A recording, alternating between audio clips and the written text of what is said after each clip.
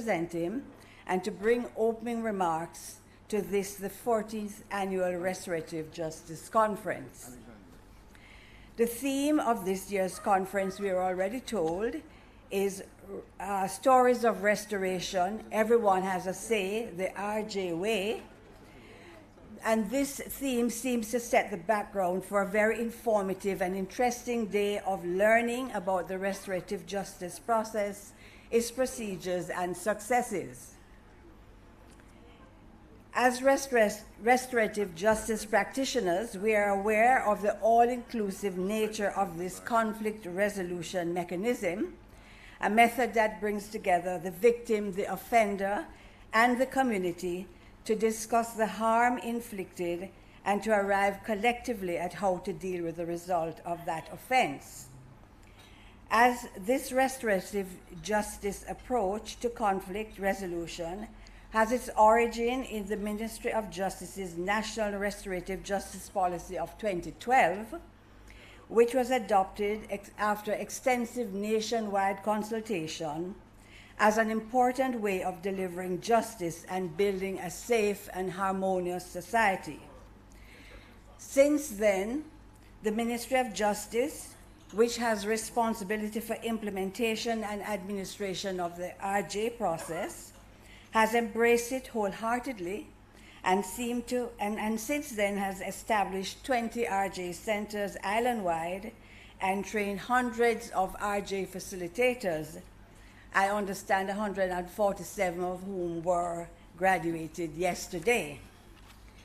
Indeed, the RJ program, I think, is an apt representation of the ministry's slogan, "We take justice to the people of Jamaica." Some unique aspects of the all-inclusive RJ process are that each party to the conflict is allowed to give their perspective and their feelings on the offense that was committed, which provides the offender with an opportunity to take responsibility for his or her action. And most importantly, it helps to build relationships, brings closure to conflicts, and helps to reintegrate the offender into the community. These are very worthy and impactful outcomes in most conflict situations. And so in Jamaica today, where we continue to be overwhelmed by the level of crime and violence in our society, it seems that we have embraced a very powerful tool in conflict resolution, but it seems also that there's still a lot of work to be done by the ministry and the RJ facilitators. The good news is, however, that we can be optimistic for our communities and the wider society as the RJ process becomes more entrenched and more RJ facilitators are trained and deployed island-wide, since an important byproduct of the RJ process is ultimately the reduction of persons recommitting crimes and an enhanced rehabilitation process, thus, I think, laying the foundation for the safe and harmonious society we seek. We would therefore like to commend the Minister of Justice, whose commitment to the RJ process has been unwavering, the officers and staff of the Ministry of Justice for the well-planned and executed week of activities, which commenced, I think you all are aware, on Sunday, and has continued throughout the week, throughout Jamaica, ending or culminating in today's 14th Annual Restorative Justice Conference. We must also recognize and commend the several RJ facilitators who have toiled over the years, I am sure going beyond the call of duty at times, to roll out and keep the RJ process alive.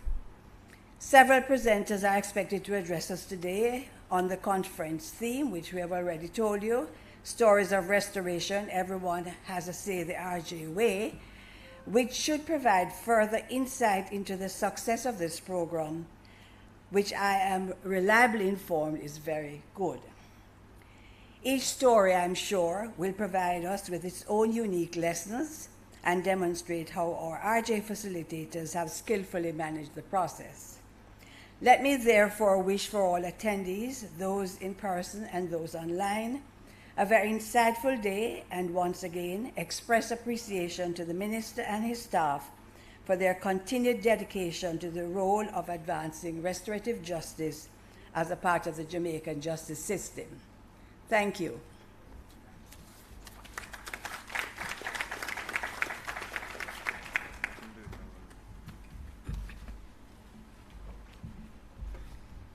Thank you, Mrs. Williamson.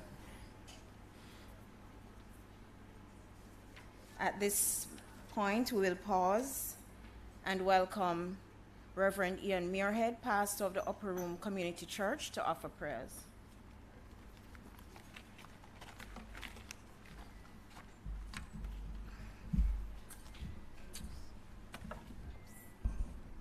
Thank you. Good morning. Could we all stand, please?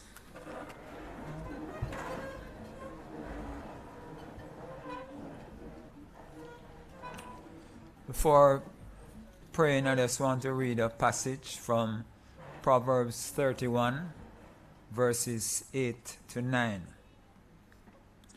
Speak up for those who cannot speak for themselves. Ensure justice for those being crushed. Yes, speak up for the poor and helpless, and see that they get justice. Let us pray.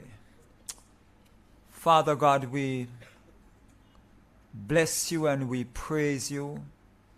We continue to honor you. We continue to acknowledge that you are God and that there is no other God besides you, neither is there any other God like unto you. Lord, we thank you that your word declares, and it is true, that from heaven you look down and you see all mankind. You see all who live in the earth. You who formed the hearts of all and considers everything they do and everything they experience. Lord, we thank you for this, for the Restorative Justice Program. And Lord, we thank you for the work that you are doing through that program and the individuals associated with it to help those who are crushed, to help those who are oppressed, to help those who are being violated and marginalized in our nation. Lord, we pray that as we begin this 14th Annual Restorative Justice Conference, and as we listen to the stories of restoration, Lord, we pray that you will touch our hearts, that you will open the eyes of our understanding, that, Lord, you will cause us to gain even further insight, understanding, and to be further equipped to do the restorative justice work in this nation. Lord, guide us, direct us, and may your name be glorified as a result of this conference. In Jesus' name we pray. Amen. Thank you. You may be seated.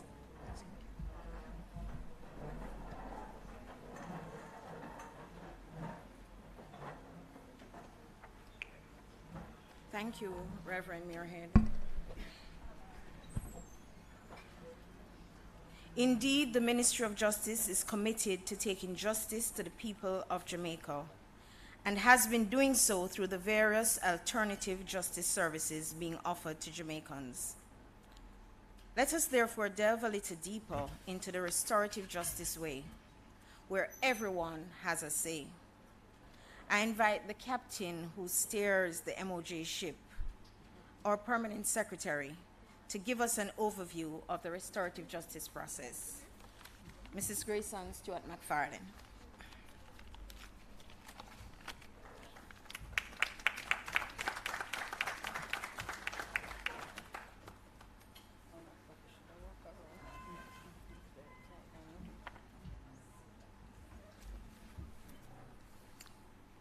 Thank you, Master of Ceremonies, Ms. Kayla Cyril Mills, Acting Chief Technical Director, in the Ministry of Justice. I am the Vice Captain.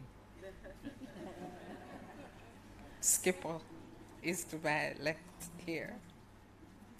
Please allow me to adopt the salutations that have been announced or established by our moderator, just to save some time. So good morning, very distinguished guests, and allow me to just pick out the RJ team.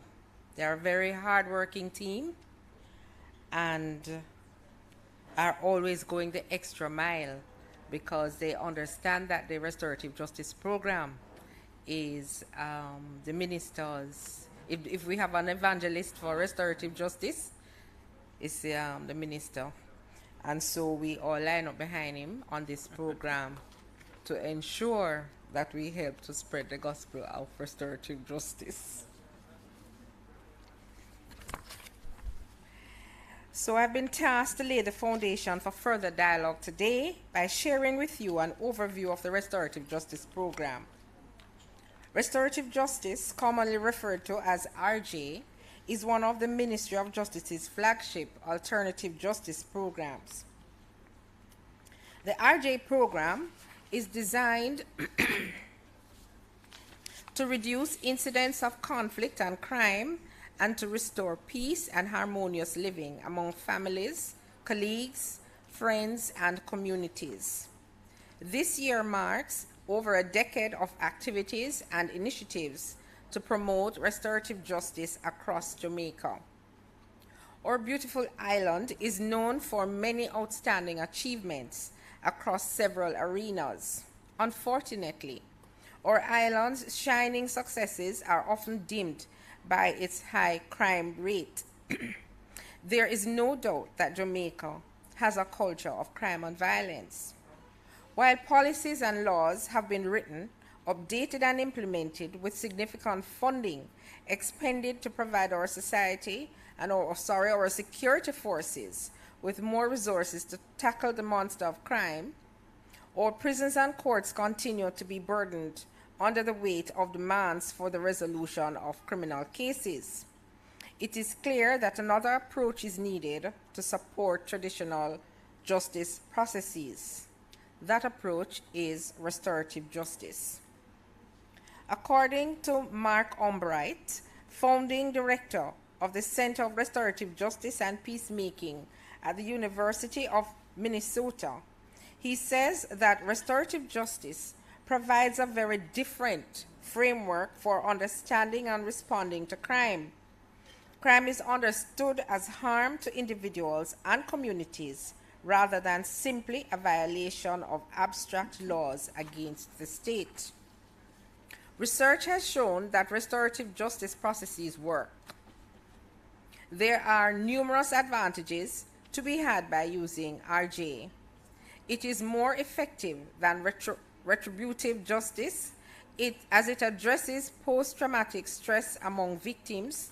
It reduces the feeling of revenge or reprisal compared to traditional justice methods, and it reduces recidivism for a variety of offenses. Simply put, restorative justice heals and restores.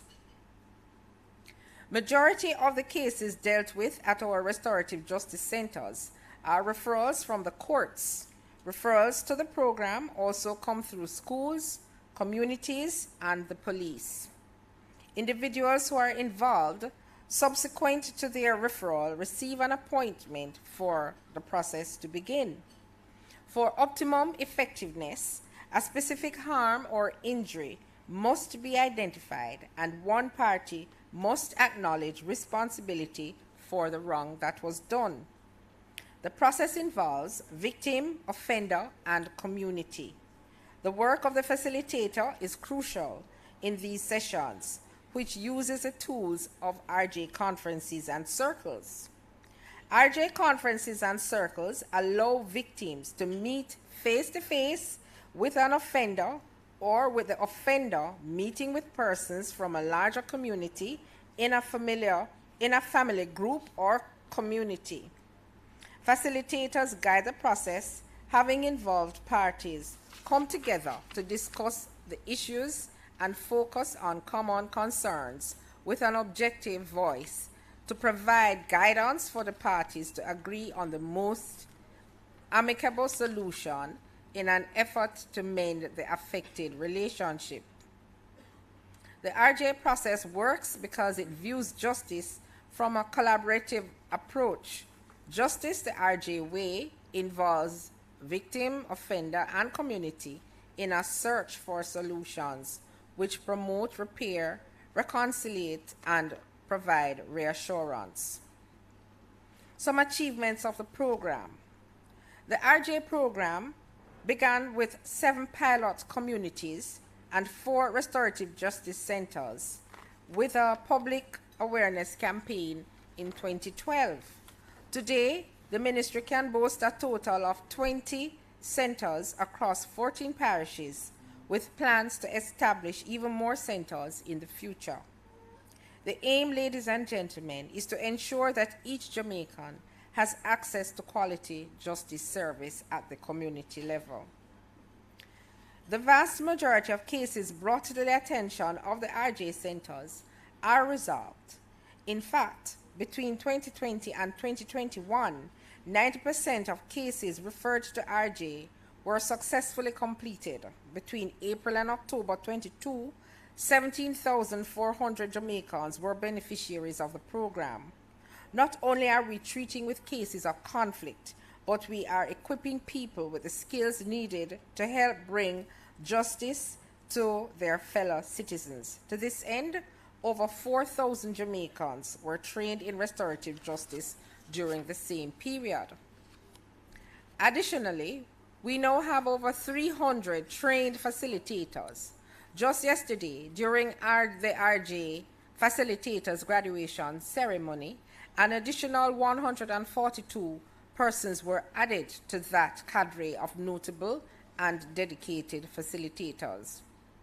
Many Jamaicans have benefited from RJ, as the courts are benefiting at the success rate of the program. The government of Jamaica, through the Ministry of Justice, remains fully committed to supporting the continued development and expansion of the restorative justice program. As mentioned earlier, the RJ way requires a collaborative approach. The ministry, in its efforts to take justice to the people of Jamaica, requires the partnership of individuals, communities, and entities that help us reach those who can benefit from this high-performing program. It is said that if you want to go somewhere fast, you go alone. But if you want to go far, you go together. We envision that this program will be taken to communities across Jamaica, and so we continue to look for ways to partner with facilities, government agencies, churches, and communities. As we come to the end of Restorative Justice Week 2023, let us continue to promote the stories of restoration, as our theme says.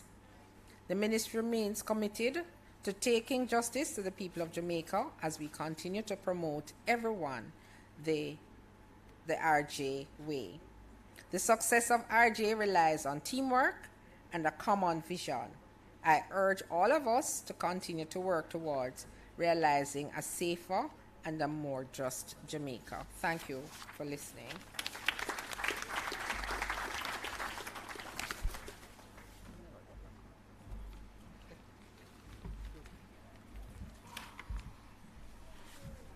Thank you, Madam Permanent Secretary.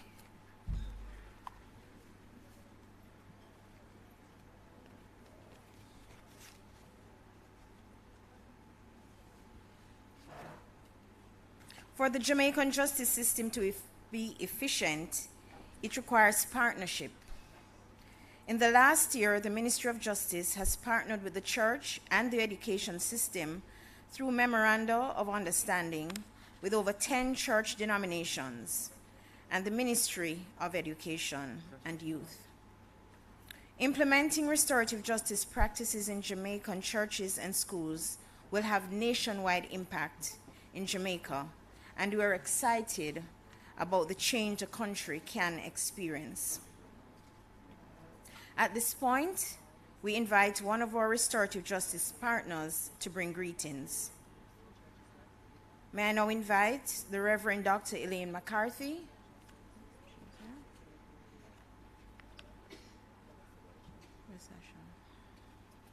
Chairman of the Jamaica Umbrella Group of Churches, to bring greetings.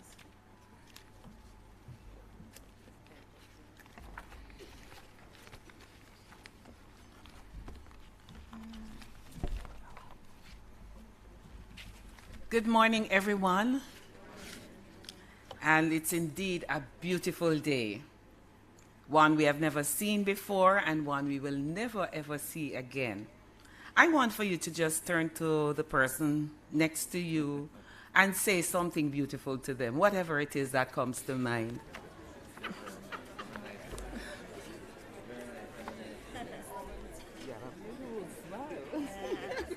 You too. Yes. Great. And I see some smiles going. Beautiful, beautiful. The protocol has already been observed, but I'd like to specially acknowledge our minister, who has been given the title of being the captain. And so, he has been steering the ship, and we have been hearing about the results of it. The church is also involved, and so I'm here representing that community this morning. As I thought about the session we'll be having today,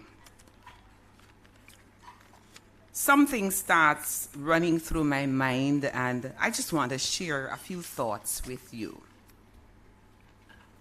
Increasingly, in our society today, there is a breakdown in relationships between individuals, groups, communities, and the nation at large. And oftentimes this creates some amount of sadness in our hearts when we see the results of it.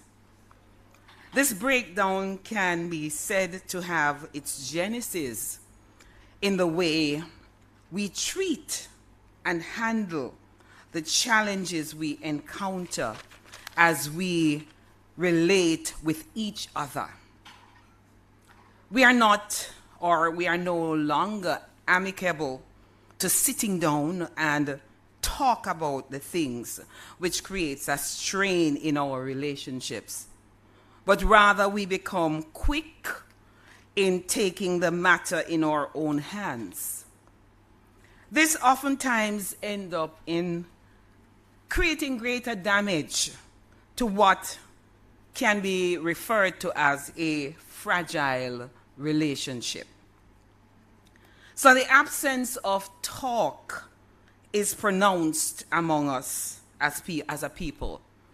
And everyone operates from a standpoint that I am right, you are wrong. Therefore, not until we can come to a place where we can sit and reason out the matter, that we will have a society where our people will coexist in a harmonious environment. And this is what RJ is all about. My mind reflects on the book of Judges, where it was mentioned that it was a time in the nation of Israel that they had drifted from God and no longer had a relationship with him, and so became caught up with many of the vices that they would have rejected in former years. Does this sound familiar? Judges 17 verse 6 states, "In those days there was no king in Israel, but every man did that which was right in his own eyes." This verse again was repeated as the last verse in the last chapter of the book of Judges, Judges 21, verse 25. What a note to end the book on. As I thought about this verse, I thought about our own country, where we are, and where we once were known as a country which feared God.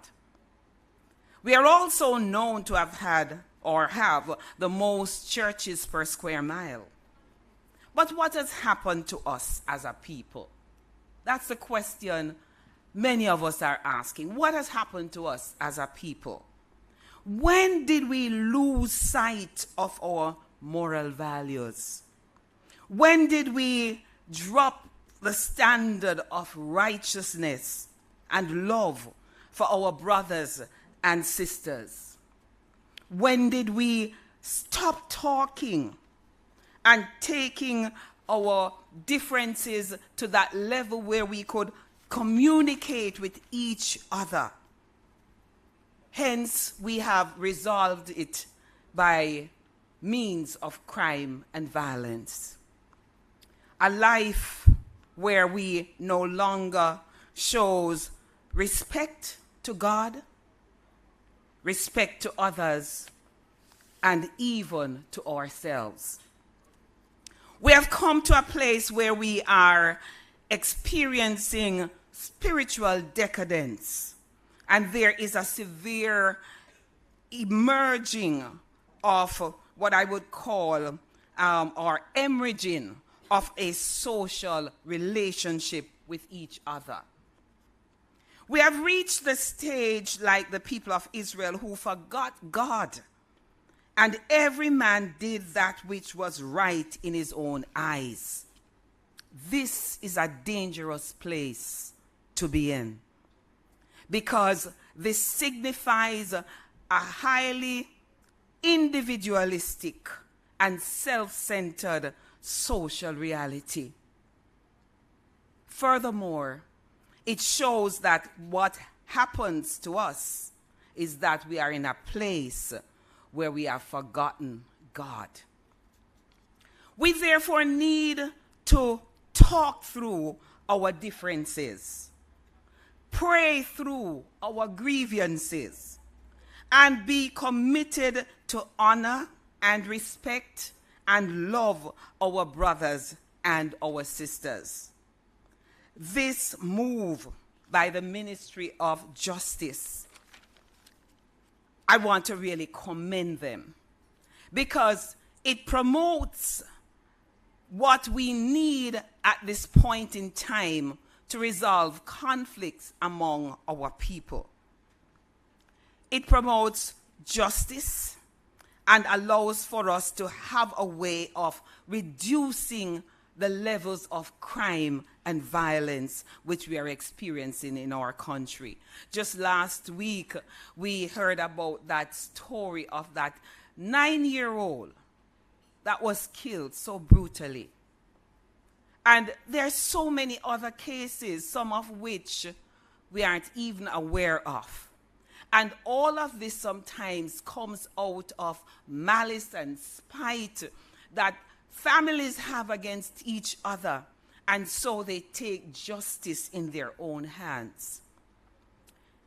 So this RJ process that have been instituted, it is a means of bringing individuals, groups, communities, and families to sit and talk through and work through their differences, which otherwise they would take it in their hands and it would result in various grievous situations.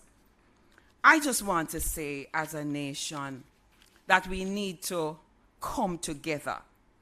Indeed, with the impact of this RJ process, this program can achieve much, coupled with the spiritual support from the church.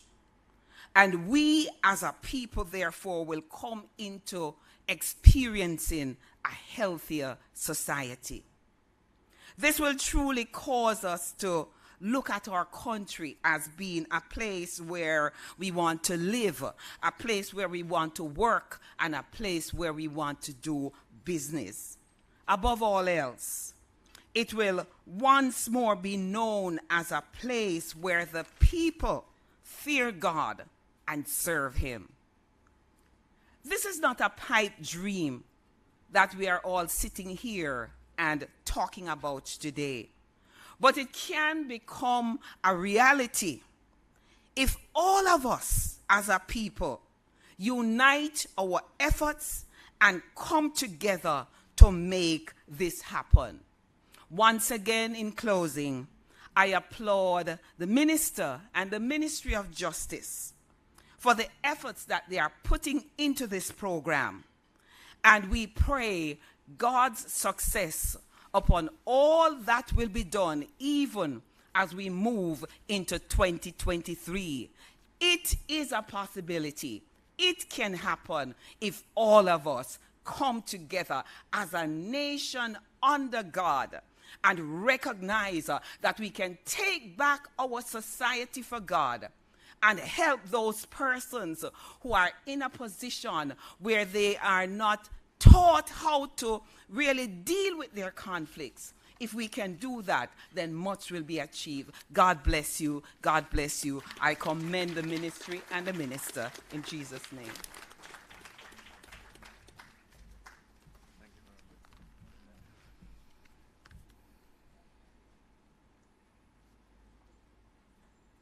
Thank you, Reverend Dr. Elaine McCarthy. Very, very timely words. We wish to acknowledge the presence of the President of the Jamaica Bar Association, Mr. Alexander Williams, and at this point, Mr. Williams, we invite you to bring remarks.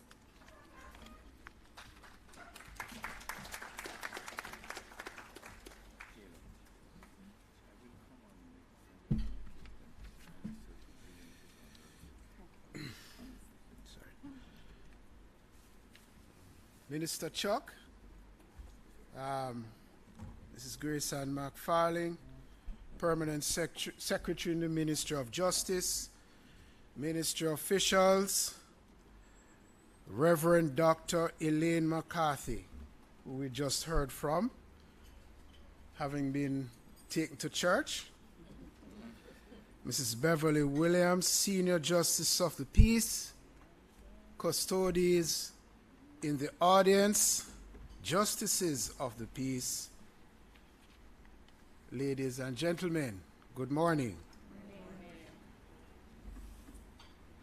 I listened, and I don't mind telling you, Minister, I reflected on a book that I read fairly recently, done by H. Orlando Patterson. I don't know if anybody in the audience is familiar with this book of his. It's called Jamaica, the Confounded Island. And in this book, and if anybody knows H. Orlando Patterson, he is an anthropologist and sociologist, and he's a very well-known, very well-respected researcher. And he has a chapter in that book where he's trying to explain why Jamaica is such a violent country. After tracing the history of slavery, looking back at all the elements and the theories, H. Orlando Patterson did not come to a conclusion as to why Jamaica is so violent. I'm beginning there to say that while we as Jamaicans endlessly debate why we have so much crime and why we are so violent, we have actually stumbled upon the answer. This is one of those instances in which we may not have successfully and completely diagnosed the problem, but we're actually found the answer. And the answer is this program, Restorative Justice.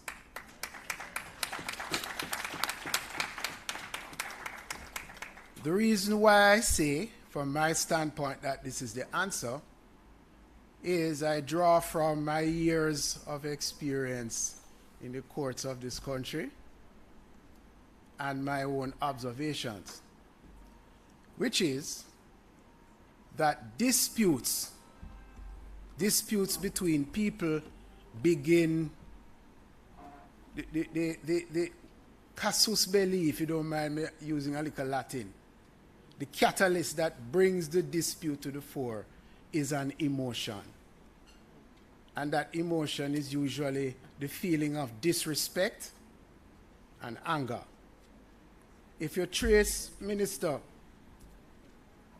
civil litigation, when parties having a dispute going on, it is the point where somebody feels disrespected or somebody feels anger that you run to court. Or when the crime happens at that point. Now, truth is, our traditional court system cannot pinpoint that emotion and resolve that emotion. You can get justice, which is the process and not the outcome. You can get justice by having a trial and everybody's heard and you come to a conclusion. But you really don't restore people to the position they would have been in before that point of disrespect and anger. We're just not capable of doing it in our courts. That's the truth. And to an extent, you can't even do that in mediation. Love what the Dispute Resolution Foundation does, but really don't get to that point. But restorative justice is particularly designed to get to the point of resolving the disrespect and the anger. So, I am very delighted to come here to give these brief greetings, Minister, to acknowledge with deep gratitude the work done by the Restorative Justice Program. I wish it could be expanded to cover every nook and cranny in Jamaica.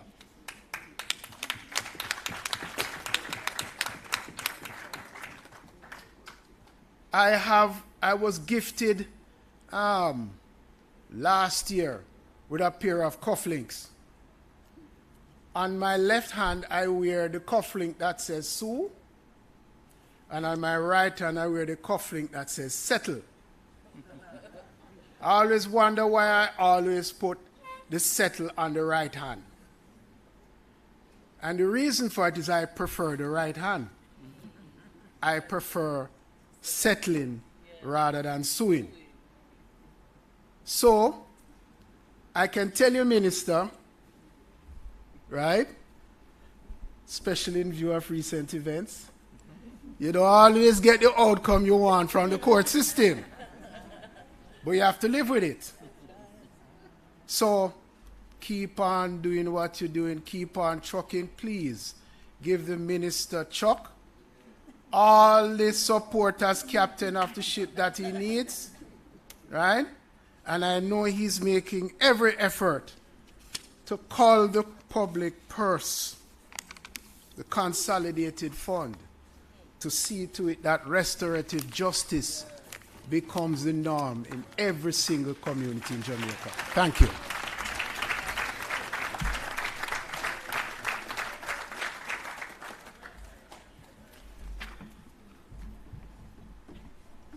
Thank you, Mr. Williams. Timely words.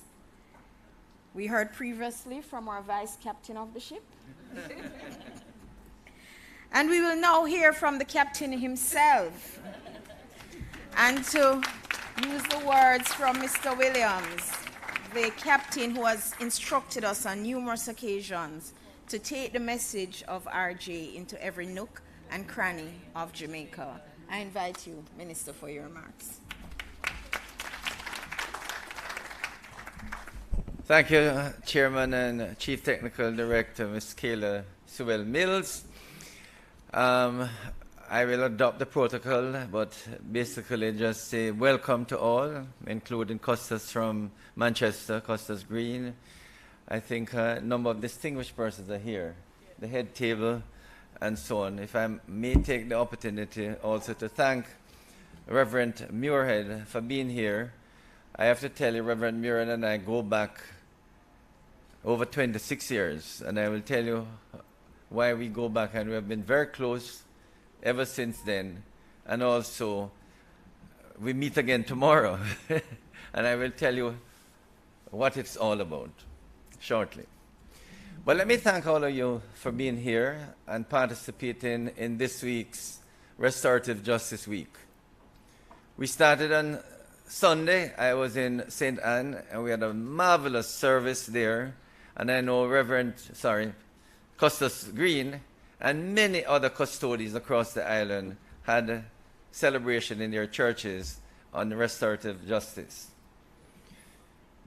Again on Tuesday, we were at Hope Gardens, where with the Kingston Technical School team, remember they had a tragedy last October, we had a release of balloons where all the students and adults, including myself, all the negatives we wrote on the balloon and released them out of our lives, hopefully out of our country. It was symbolic. I thought it was a good idea. We asked the students to just write on the balloons what is hurting them. And for me, what is hurting Jamaica, crime and violence, disrespect, indiscipline, unemployment, those are what I wrote on my balloon, and I released them and hope they will all go away. But it doesn't come that easily. And I wish we had the simple answer to all of our problems. But you know, recently I was in Rwanda with the Chief Justice and a number of other personnel. And many of you may not have heard of Rwanda. But Rwanda is a very poor country, almost in the center of Africa. But just 30 years ago, they had one of the most outrageous genocidal episode where people who lived together, two tribes, the Hutus and the Tutsis, somehow wicked, heartless leaders felt that the Hutus were not in a good position, the Tutsis were too prominent, and they decided that they were going to get rid of the Tutsis. And they encouraged neighbors. Simple difference, you know. They came from different tribes. When you look at them, I don't see much difference, but they know the difference between one another. And they encouraged the Hutus to get rid of the Tutsis.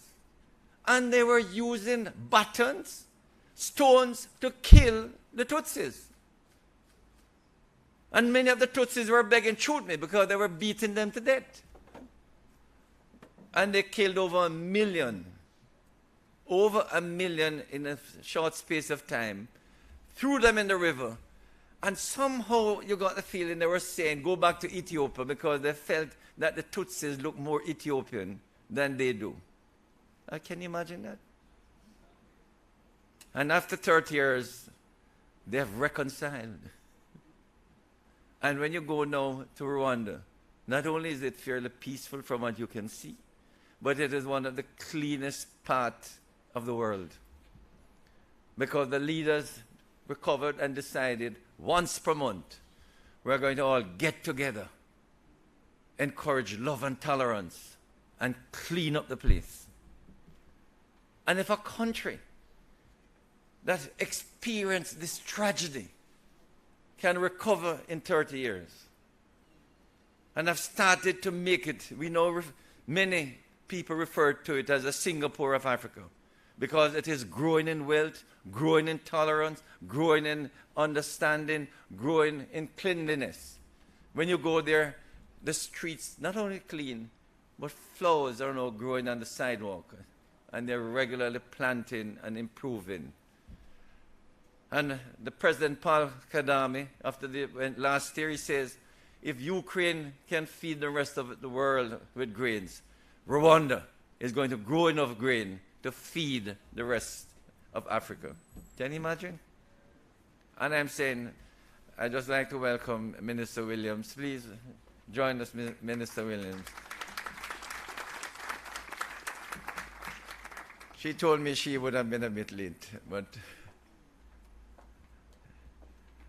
nice having you, Minister. And I'm so happy that Minister Williams is here, because as many of you know, we are working together in the schools, and that balloon release on Tuesday, Minister Williams, we were together up at Hope Gardens. But I mentioned Rwanda because I say we have problems in this country which, look at in perspective, are minor in comparison to Rwanda. And over 1 million people were killed in the space of a couple of months. And they recovered fully and are doing fairly well. I mentioned Reverend Murad. When I went to Grand Spain was a war zone. You couldn't, most evenings, when you drive through Grand Spain, it was a ghost town. When I went there in 1995, and I drove around in the evening, you see nobody on the road, because there was just gangs fighting one another across the streets. And then I decided that we are going to bring peace to Grand Spain, and I started out by saying the church is the best people to work with. And we put together a ministers fraternal. And I work with the ministers fraternal, and that is how Reverend Murad, who is still the chairman of the ministers fraternal and also the community police management group, Reverend Murad and I have sat at gully banks with gunmen. Once at the top of Grand Spain Avenue, we were together talking to two groups of boys who were fighting. And while we were there, the police came in and started to arrest a number of them. I wasn't there. I was at another area to get the other gang to come up to join us. And when I came up, I see the police. You know, you remember Agana Bar, that group of 30 that were taken up to Constant Spring? That's what they planned to do. And I had to put my foot down and say, what are you doing? I said, you're going to take Reverend Murad into the van too? I said, listen, man, tell me who you want. And they only picked out 2 persons, took them to Constant Spring. We were able to go back to discover they really didn't want them. But it is that level of hostility that existed in the communities that we were able to calm.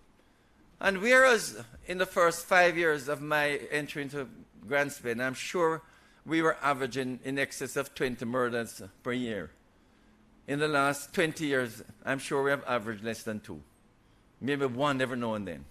And oftentimes the few murders we see in Grand Spain is that people coming in, not necessarily from the people there. But the point I'm making is, all the communities who didn't interact with one another have been able to reconcile. And now the only problem we have there is too much noise, too many parties. Too many, everybody going across from corner to corner. Every night they want parties. Certainly every weekend they have parties. But Jamaica can be a peaceful place. The disputes, the conflicts that emerge because of differences can be settled. And what we have done with restorative justice is to provide a mechanism for persons to really get help. They don't have to fight it out. They don't have to use violence, abuses, oppression to get others to comply. What is important is that they must know that in a dispute, it can only lead to further aggravated abuses and violence. And so what we are trying to do with restorative justice is to get parties in dispute to really come to the restorative justice centers or report it to us so we can get a facilitator to assist. Because that facilitator, if he or she can encourage one side to really accept that you have done wrong, although the usual thing, not my fault, always, nobody accepts responsibility. So the real challenge is how you get one side, maybe both sides, to accept that they're wrong, and from that accepting responsibility, then a process of forgiveness can begin. And if it succeeds, a process of restoration, where, in truth, in over 80% of the cases that have been referred, the parties not only restore their relationship, but cry on one another's shoulders afterwards. They could not believe that the little issue that separates and destroys them could be so easily resolved. And we have these very simple matters across Jamaica that are destroying families, destroying neighborhoods, destroying friends, when with help, they can be resolved. And that is why the Ministry of Justice is determined to take the practice of restorative justice right across every school, every church, every community. And this is where attendees, we're asking for your help to identify communities, business places, where if you just contact the Ministry of Justice, we can get a restorative justice facilitator to come and talk about the practice. Now, restorative justice is very simple in its mechanism, but believe me, you have to be a trained practitioner to know how to utilize it. So yesterday, 147 graduates, they had to go through a 9-week course with 11 modules. And that is the first stage. Apart from sensitizing persons that restorative justice works, then we do a training of facilitators, and we have over 300 practitioners now. But those practitioners, if we want them to go and sensitize, to be a trainer, they have to be trained to put on a 2-day program. And that's another 4-day training in order to put on a 2-day program in the schools, the churches, or the communities. But then the trainers themselves, they have to go through sometimes a 6-month program how to train facilitators. So it is a very huge program with different levels. But the most important thing for me is to get the information to every nook and cranny across Jamaica.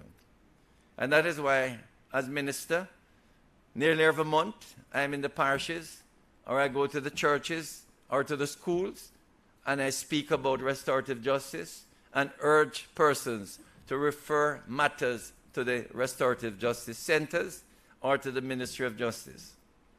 The truth is, we want more referrals. We don't know where the disputes are.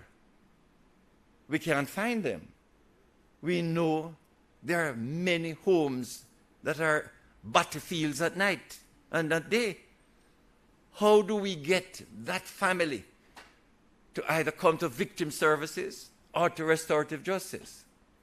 We know now, we can see it in the schools, and the minister and I, we have worked out a protocol to get these students and their families and the school community into restorative justice.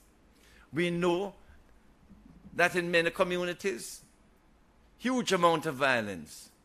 How do we get the parties to get together? And I know it can be done. When Reverend Muran and I work in Grand Spain, we were able to bring the gangs together. They were meeting in the vestry. They were meeting in the church hall. They were meeting at the police station. They were meeting on the gully banks. And by a process of interaction, they were able to overcome their differences. So Jamaica needs and can become a peaceful and safe place. But we all have to work in partnership.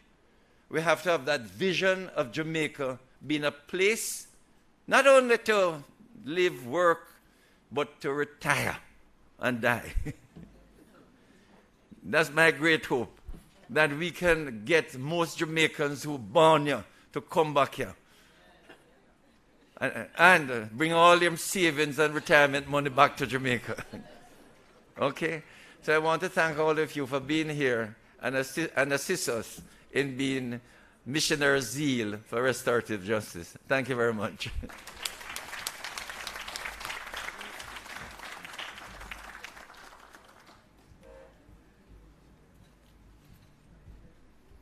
Our very hard-working Minister of Justice. If you want peace, work for justice. Thank you, Minister Chuck. We now welcome the Honorable Favour Williams, Minister of Education and Youth, and we invite Minister Williams to bring us greetings. Madam Minister.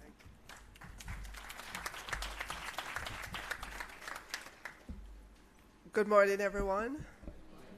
It's great to see such a big audience here this morning at this restorative justice event. Let me begin by acknowledging the Honorable Delroy Chuck, Minister of Justice. And I have to tell you, he was speaking without notes this morning. Yes. He's very involved. He believes wholeheartedly in this. He's seen the results of it. You've seen it as well. We want to get the message out to all corners of Jamaica. We want to see it used in our schools every time.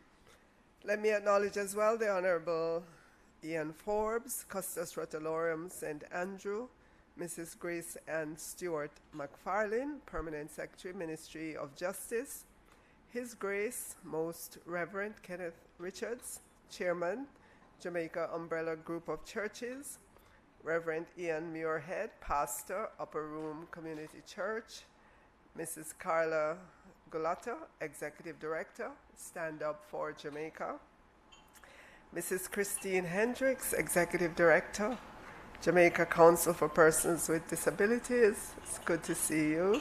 Mr. Troop, who will be the guest speaker later on, is the Acting Director, Safety and Security at the Ministry of Education and Youth. Other specially invited guests, ladies and gentlemen, good morning. I'm delighted to be here this morning.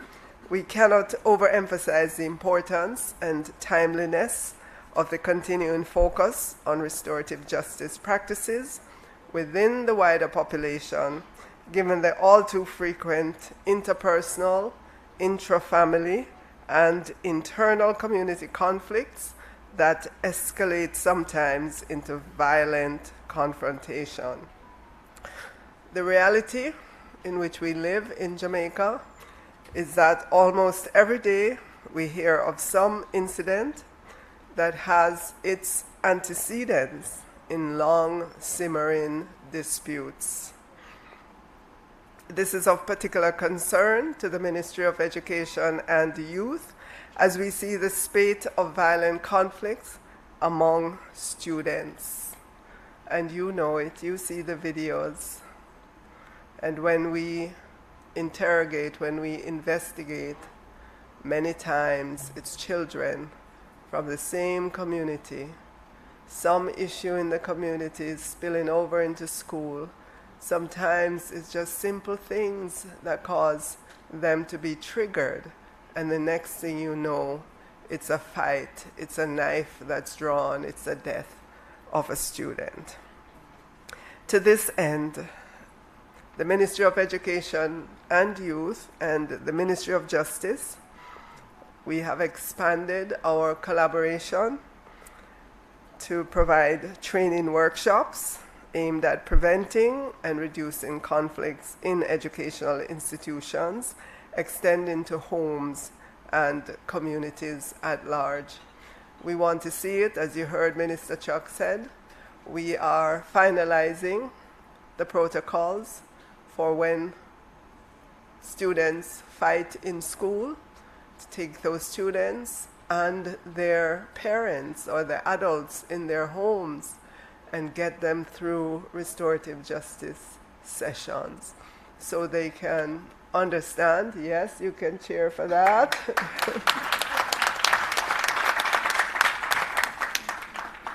We need to get the perpetrator and the victim in the same space talking about the issues.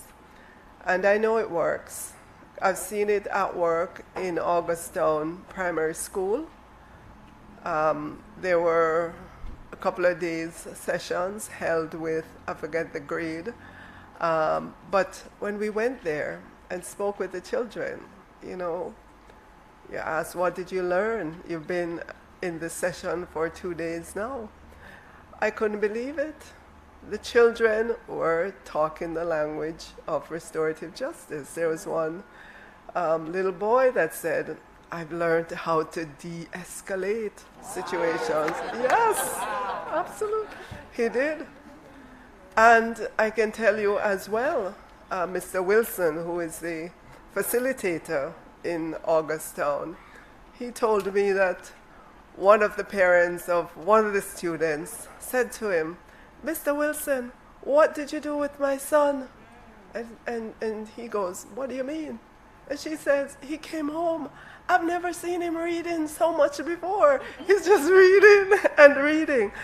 Our children can understand and they will learn, and no better place to start than with our children in school. They do not get enough guidance in their homes. And, I'm saying this because I know we see it. We see the numbers. We see the numbers in terms of the children who are abused. Our Child Protection Agency reports that annually some 12,000 cases of abuse happens. And you know that children who are abused tend to be perpetrators, right? Because if they have no way of responding to that abuse in the home because it's an adult who's abusing them, when they come to school, they're going to look for somebody smaller to pick on and to fight with, right? Because they're seeking to restore what was taken away from them. So we want to teach them. We want to take them through restorative justice practices, not once, not twice, but enough times so that they get it. And I think in time, we will begin to see a reduction in the violence that we're seeing in our schools and in our wider society. So the fact that you're here this morning means to me that you have an interest in restorative justice. I'd ask you to take it back into your own families, your own communities, your churches, your community centers. Preach the gospel. Invite persons to participate, to learn about it, to go through. They might not be having a conflict themselves right now, but just learn the concept. What is it? How do we practice it? And I think in time, restorative justice, or RJ, or whatever the name is that we're going to call it, is going to be used right across Jamaica, and it's going to help us as a society. So thank you very much. Have a good day.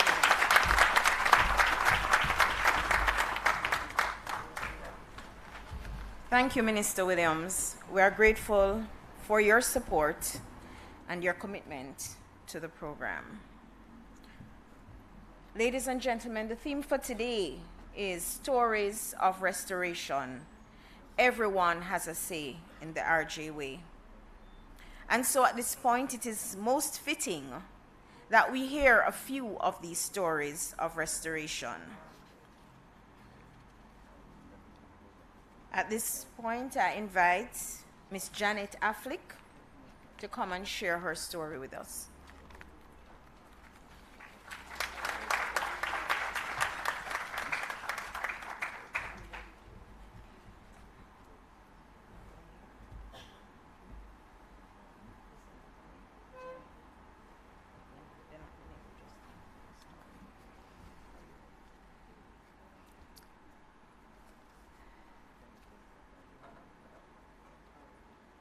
Thank you, Miss Kayla Stewart Mills. The Honorable Minister Delroy Chuck, the Honorable Minister Favour Williams, Mrs. Beverly Williamson, Mrs. Great Reverend Dr. Elaine McCarthy, members of the head table, custodies, distinguished guests, ladies and gentlemen, good morning. Good morning. Here is my story. It's the story of a graduate yesterday and a graduate today of the Restorative Justice Facilitator Training. I became acquainted with the Restorative Justice Program when Mr. Royden Hall and his team from the Tower Hill Justice Center visited the church parish of St. Richard of Chichester to sensitize us on the program. It was an eye-opener. It was an eye-opener that the leaders of our nation cared enough to try such a program. It was an eye-opener to see young people so enthusiastic about the process and the possible outcomes. This thing looked like it had potential, and it was aligned to my life values: respect for the person, justice, fairness, consideration, and truth, among other things. This looked like something that could and would make a difference in people's lives. It would not be a 9-day wonder. When they asked for volunteers to be a part of the program, no one had to ask me twice. Here was an opportunity to move beyond grumbling about the state of our nation with other grumblers and to contribute to making it a better place.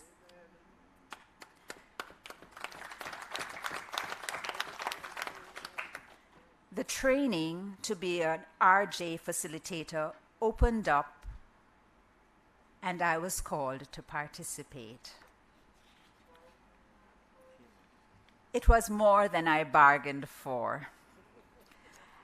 Aspects of the training insisted that we take a good, real, solid look at ourselves, take stock of our own values and attitudes, and face our faults, triggers, and failings, as well as our strengths and desires. After all, we cannot give what we do not have. We cannot reveal what we do not know. The various exercises in self-awareness were disarming. So one could say I was disarmed and rearmed. The theory done, we began a practicum that is referred to as 3, 2, 1. That too was another unfolding. We observed 3 meetings. That was daunting. That was a very daunting exercise for me, because to observe only and not say anything was a challenge. My personality says summarize situations, implement your own resolutions, and get it over with. But I kept quiet because I wanted to be a part of this. I'm glad they were strict on that too, because in keeping quiet, I was able to observe that when persons felt safe to speak, no counter talk, no questions, no suggestions, then the truth of what really caused the harm to occur would come out. I observed, as our trainer, Mr. Hall, always asks in the post-conference meetings, what did you observe? I observed that most persons expressed the desire to find a way out of the endless maze of conflicts and revenge in which they were embroiled. These observations left me with the distinct impression that persons going through the RJ process were hoping against hope that it would work. Then came 2, the second phase of the practicum. I was now asked to co-facilitate, so I can speak now. This entailed assisting the facilitator and ensuring that the paperwork was properly done. In this phase, I could speak, but found that my mindset had already changed to one of listening and wanting both parties to listen to what each other had to say. It was at one of these co-facilitating conferences that I came to fully understand how much trust persons were putting in the process when one of the individuals in the conference said that she had heard that when a matter comes to the RJ, the truth will come out. They always get the truth, she said. She put her trust in the fairness of the process. And then came the great moment of reckoning. I was to lead 1. So we have done 3, we've done 2, and now it's 1. My knees shook. I visited the restroom about 3 times. I took deep breaths. What was making me so nervous? I realized that what we were doing would impact real people with real challenges, some of which were out of their control, and others controlled and would be controlled by the choices they would make in this conference. The choices the parties make would be dependent on the stories they told, and the way suggestions and questions would be posed to maintain dialogue between the parties so that they could arrive at agreements that would be instrumental in repairing the harm and mending broken relationships. I was simultaneously confident and not confident, but we were taught to focus on the outcomes we wanted.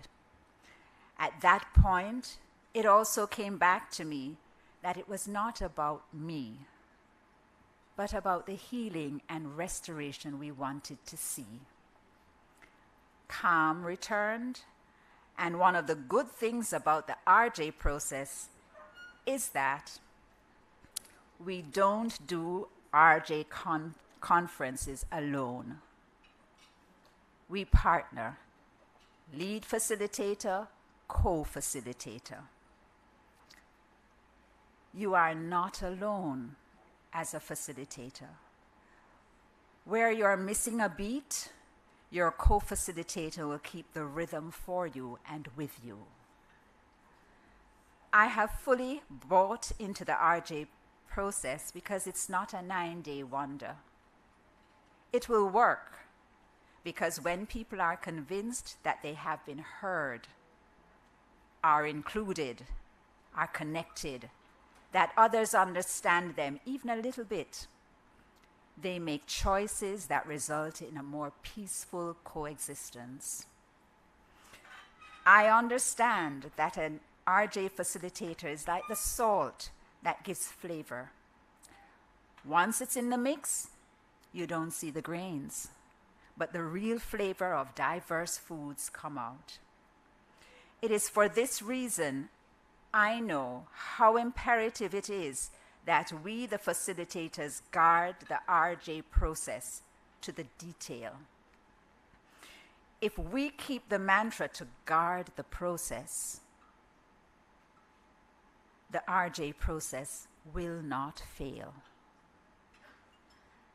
I know it will help to bring about the transformation we all want to see in our nation, changing from a culture of selfishness, terror, and death to one that is more secure, just, cohesive, and peaceful. St. Francis of Assisi asked the Lord to make him an instrument of God's peace. He asked that where there was despair, he could bring hope, and that he would like to be, rather than to be understood, to understand. This too is what we are called to be for those persons who accept to go through the RJ process. It's what we, the facilitators, are called also to be to each other. I have come to believe that once we come to the understanding that I am because you are, we will once again be our brother's keepers. God bless you all.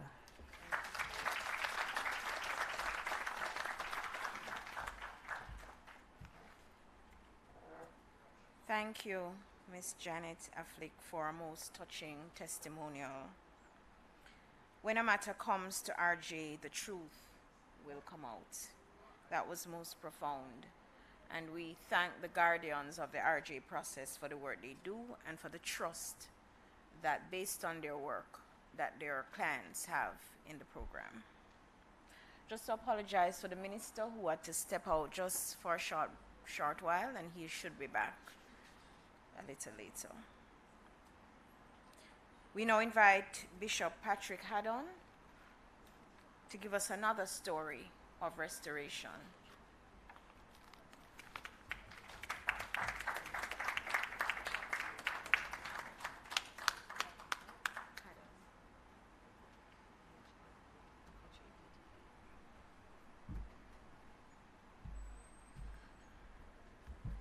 Our protocol observed.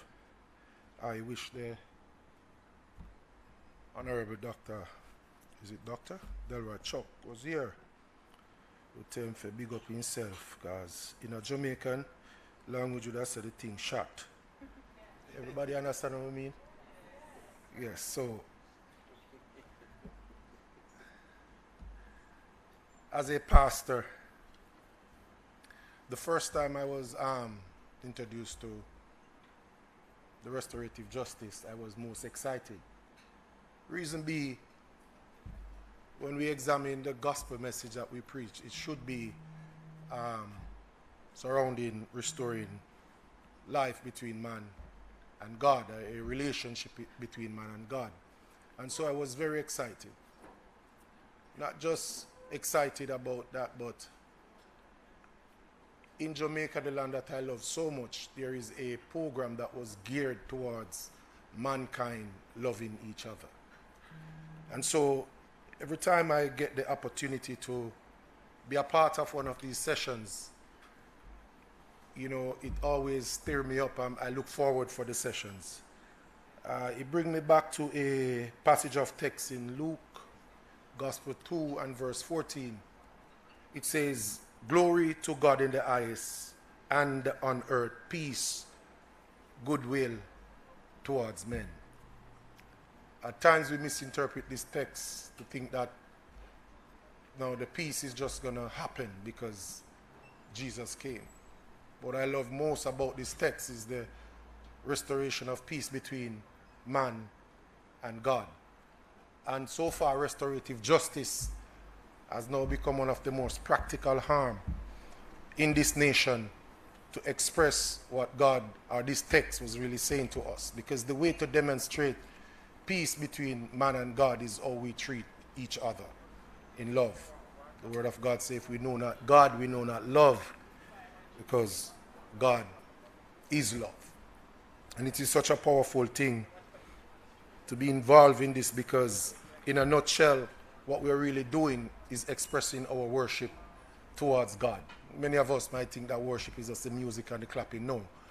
But when you carry out the deeds of the gospel, you're actually saying, God, you're honorable and we glorify you, and this is how we do it.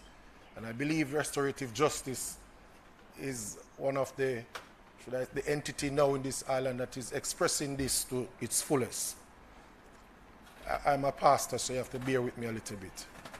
2 Chronicles chapter 15 and verse 3. He said, now for a long season Israel has been without a true God and without a teaching priest and without the law. It continues to say that in verse 5, that because they did not have a teaching priest and they were without the laws, there was strife and contention continuously in the land.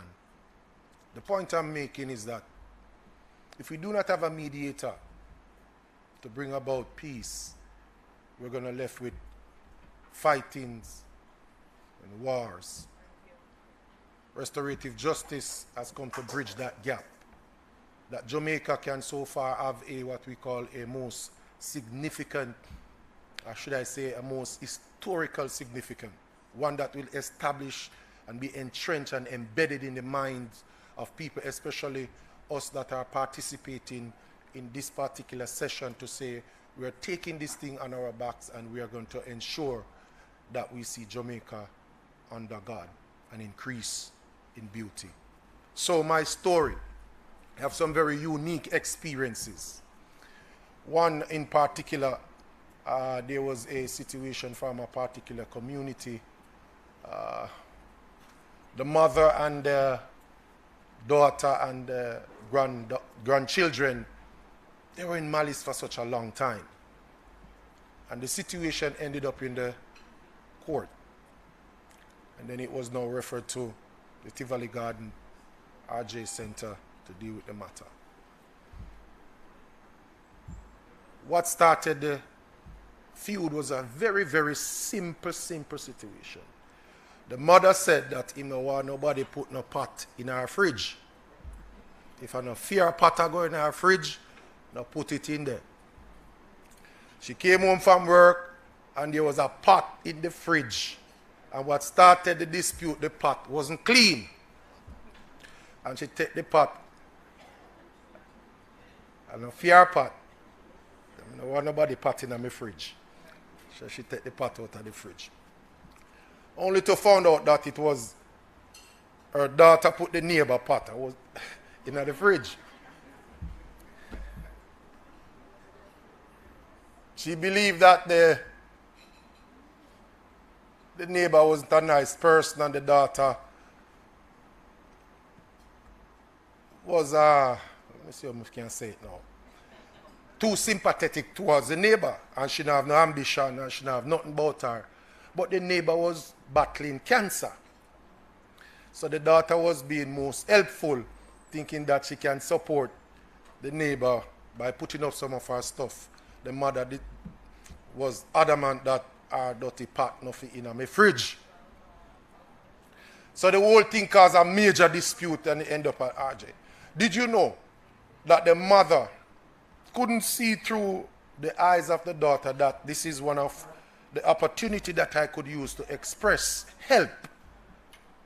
And she believed that by doing this, she was being a good parent. Now the daughter in return now, because the mother loved the granddaughter, she take her daughter away from the grandmother as a means of punishment. So we have the family now become divided.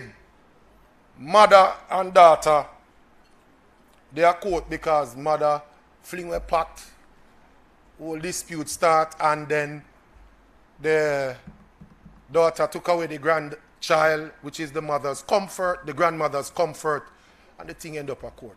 Mother, two sisters don't talk.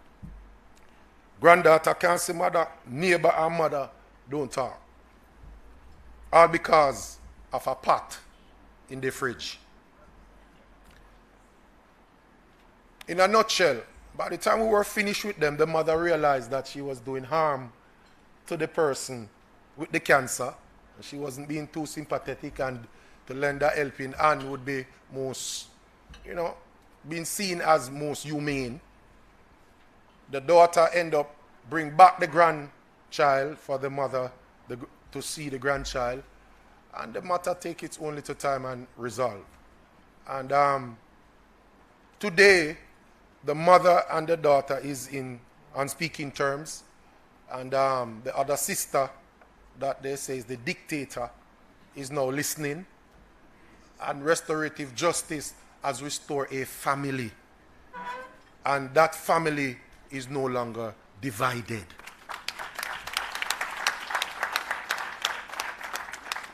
If we can do this one family at a time, one community at a time, we can see Jamaica increase in beauty, fellowship, and prosperity if we play our part in advancing the welfare of this whole human race. God bless you. Thank you very much.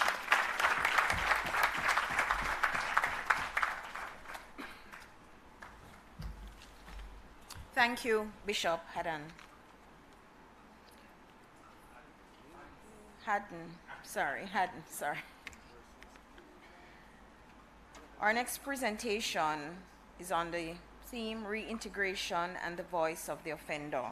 I now invite Mr. Noel Brown to introduce the speaker. Mr. Brown is the Restorative Justice Officer for Maypen.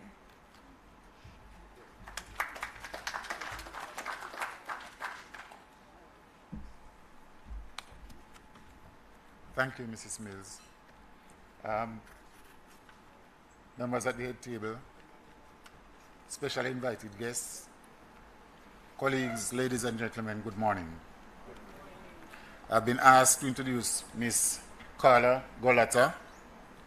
She was born in Italy, studied for a master's degree in English and Literature in 1974. She later read for and received master's degree in social studies. She taught the deaf.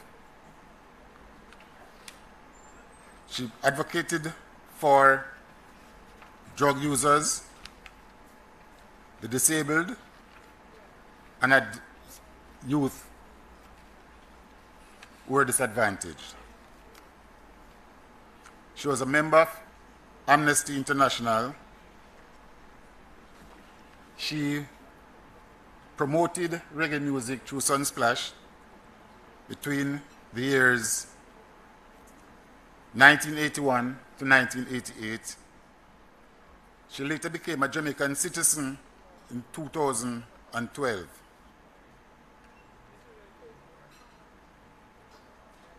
Yes, 2012.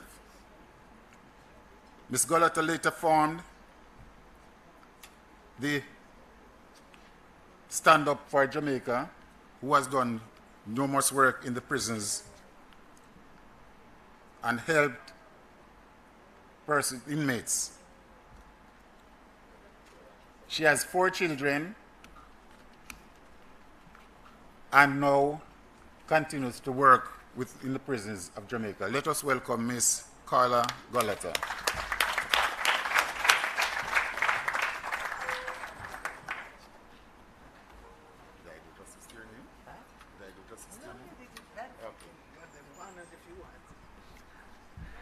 Good morning.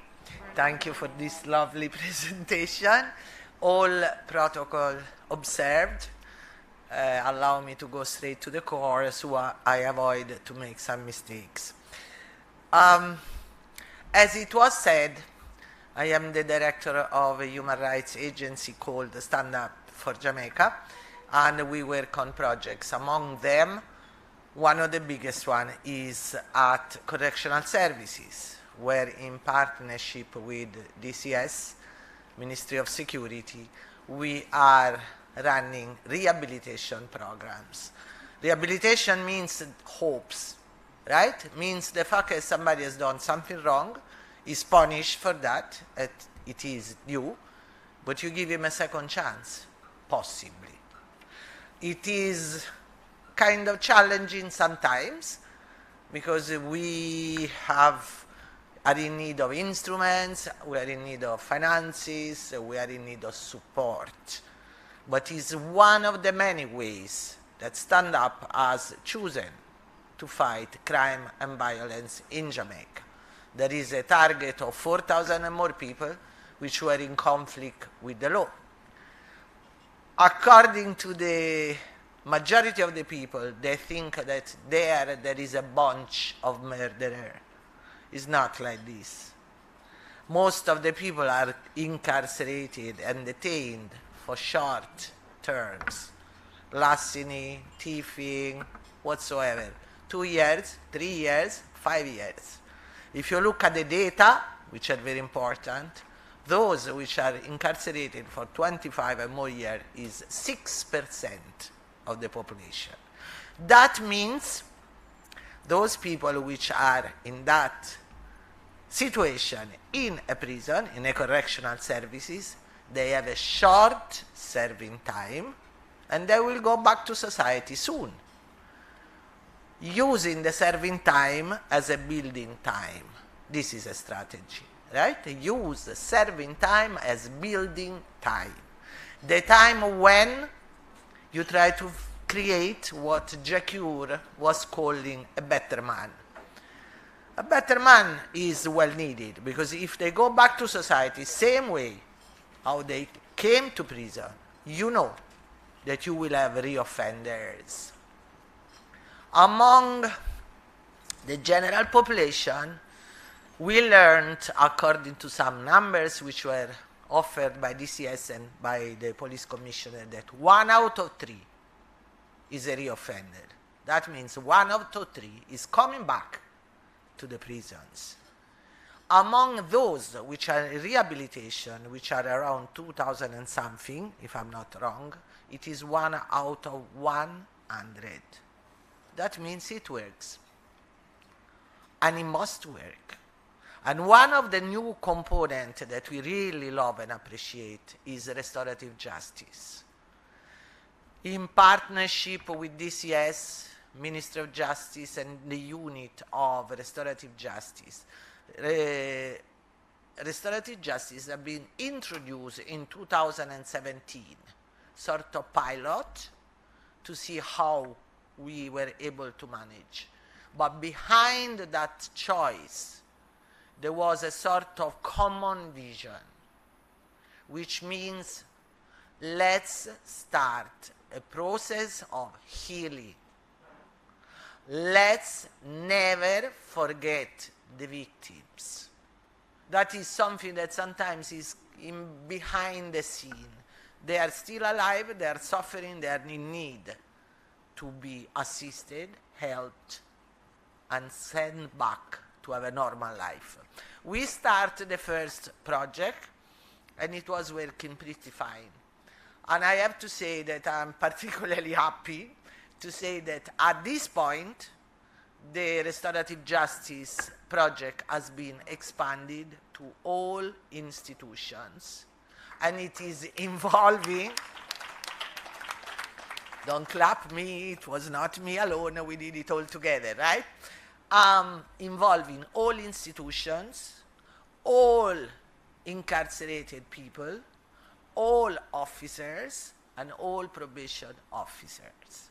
All of them are going and went mainly through sensitization sessions, and then from there, cases are picked up. As I said before, I fully trust restorative justice as a very precious instrument. But through I was asked to tell a story, I will tell you a very small story of an example.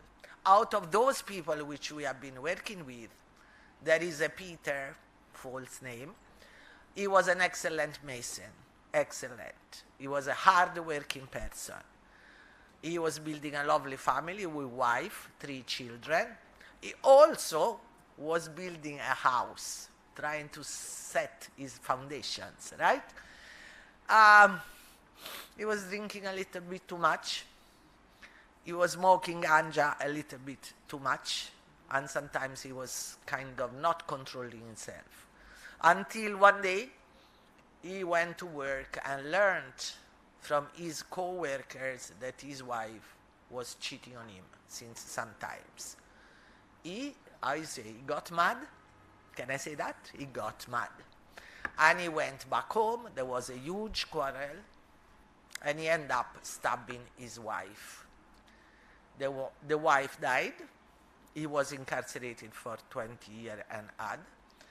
The 3 children became hostage of the hate between the 2 families. There was a family which lost her dearest person, their daughter. There was another family which was caring about the children. They were willing to see them. Impossible. Impossible. Peter was basically crying every day for what he did. He was not a murderer or an assassin. He was somebody which lost completely control of his life. But he made a damage to somebody else's life.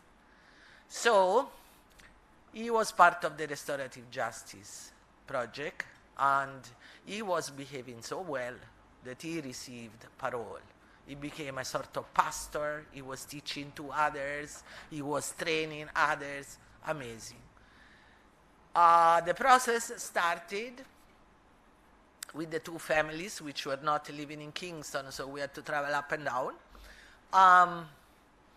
It was not so easy, especially when the adult vexation, hate, negative feelings was forgetting there were children caught in this war, right?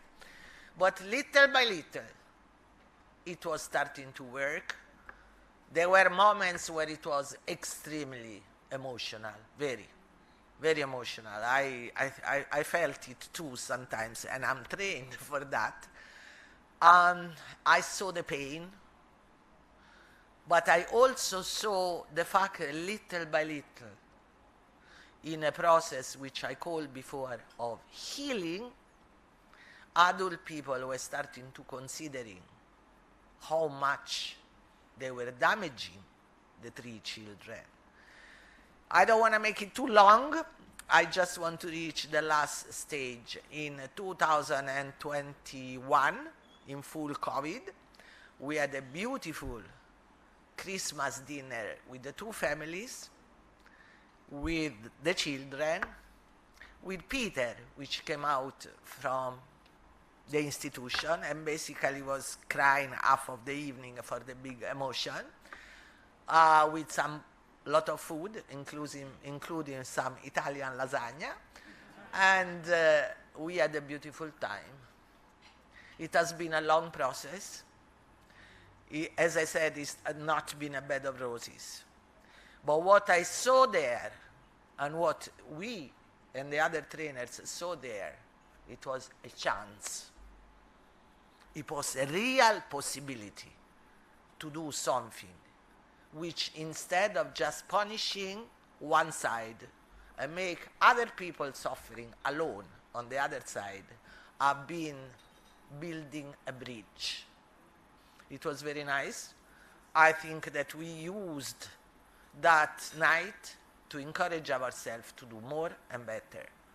And I think that when we sit down here together today with this vision, we are giving a present to a lot of Jamaicans. We are also giving a kind of present to the justice system, which sometimes is very slow. So if we can ease off some of the pressure, diverting some of the situation from long, long trials and try to find a solution, I think that is already one of the gifts. The other gift is the fact that we are still fighting in a difficult situation as we have now of crime, violence, fear, gangs, etc. We are still fighting to remain human. That is very important, you know, very. Because sometimes fear, sometimes hate, Sometimes the fact that you acknowledge how difficult and rough situations are might encourage to appeal for something which is tougher, rougher, but is it that a solution? Is it that which is going to bring changes? Or is the fact that we still defend the quality of life and the fact that everybody is a human being? I'm a human rights person, I go for this avenue, right? That is my choice. I would love to finish my presentation with a note. And I want to be very frank, I express my strong concern and my kind of disagreement on proposals which, instead of fighting crime, kill hope. I'm talking about extending and increasing stiffer penalties up to 45 years without possibility to apply for parole. I think that all of you know it, right? Thank you. I strongly think that is a wrong step, because it's not going to fight crime. I don't think somebody which is determined to commit a crime is going to be particularly discouraged. We work, and you know it because you work too, with youth at risk, with difficult areas. How many times when you work especially with the youth, they tell you, I don't care, I can be dead tomorrow, but tonight I make 80,000. So the value of life is very small, very low. So if you increase a penalty, you don't decrease the crime, but you kill this audience here, which is the restorative justice people. You kill any possibility to think that rehabilitation is a key. Why should somebody rehabilitate if he cannot go back to society? Why somebody should study, as they do there, getting 6 CXC, or getting a master from the University of the Caribbean? We have inmates like this, you know. The first pilot project ends 6 months ago, and our students were getting a master with honor. That was great. Why should they do something like this if there is no chance to go back to society? There is no reason for that. Right? Rehabilitation is instrumental to reintegration. It's not something which is falling from the sky. And the restorative justice is going on the same mainstream, because restorative justice, as we said all the day long here today, is building hopes, is building healing, is considering the victims, is considering the perpetrators, to build a picture where life continues. 45 years, we discontinue this possibility. So allow me to express my deep concern and totally disagreement. I don't want to finish with this negative remark, but I'm asking you to take note of it. I want to finish saying that the increasing of restorative justice has been reaching a lot of different places where there was none at all. My family lives in Portland, and I learned and I went to see that there is a restorative justice center. Our job is not only to use them. Our job, our commitment is also to spread the news. Most of the people don't know. So when I heard about campaigning in the school, when I heard about reaching business people, whatever, I think that one of our tasks is that what we like, what we practice, and what we believe in need to be defended by our commitment. Thank you very much.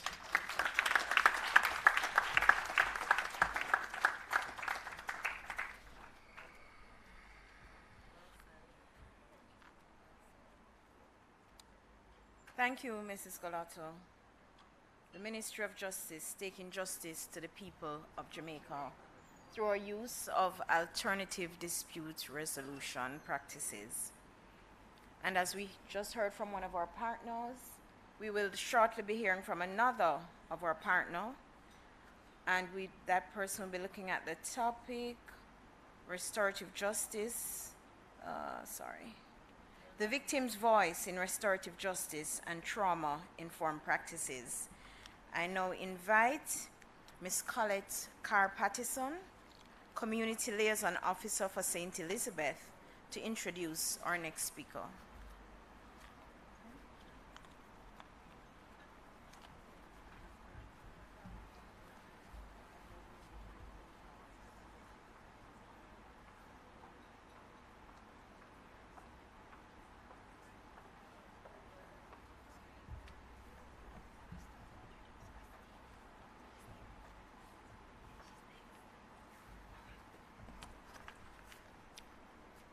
In the interest of time, permit me, ladies and gentlemen, to adopt the full protocol established by the Master of Ceremony and collectively acknowledge the distinguished members of the head table, custodes and representatives, Pastor Everett Brown, President of the Jamaica Union of Seventh-day Adventists, other very, very specially invited guests, our valued stakeholder agencies, dedicated restorative justice staff, and friends, good afternoon.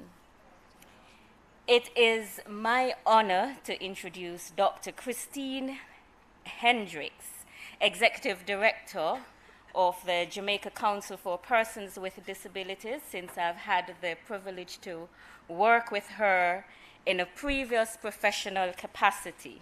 I'll tell you a little bit about Dr. Hendricks, a passionate advocate for the education and empowerment of persons with disabilities, experienced educator and social worker with over 20 years working with governments, civil society, and systems to facilitate effective inclusive practices and services for individuals with disabilities.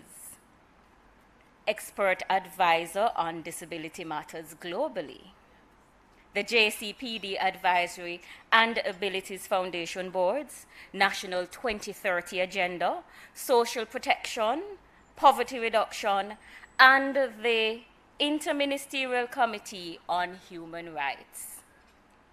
With extensive local and international experience, Dr. Hendricks has been a vibrant speaker and presenter at workshops and seminars dealing with various aspects of disability. As a member of the community of persons with disabilities, she has lent her considerable expertise and experience to the Abilities Foundation as a board member, as well as to several working groups and committees, including the Social Protection Strategy, the Task Force on Disability Subsector Plan, and the Task Force on Social and Vulnerable Groups, renamed the Social Protection Committee, all part of Jamaica's Vision 2030. Dr. Hendricks has a vast professional experience. So in addition to her leading the national organization that has responsibility for implementation of policies and programs for persons with disabilities since 2011, she has extensive exposure to training and participation in conferences on disability matters locally as well as internationally, in Japan, India, Brazil, USA, including the United Nations and Spain. Dr. Hendricks' higher academic journey began with a diploma in teaching from Church Teachers College, Mandeville, 1989 to 1992, after which she went on to the Jamaica Theological Seminary, where she gained a Bachelor's of Arts in, and that's with honors, in general studies with emphasis in guidance and counseling in 1998. in 2008. She completed her master's in counseling psychology, again with honors. And finally, in June 2018, she read for and defended her thesis in a doctorate in transformational leadership with emphasis on cultural transformation from the Bakke Graduate University, Texas, USA. So in closing,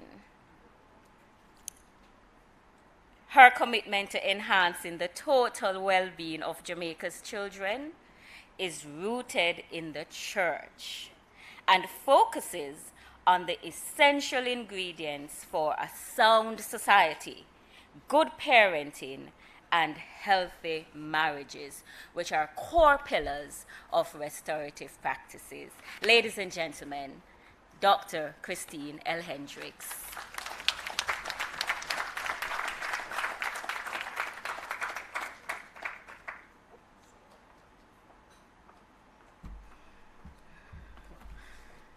Thank you so very much.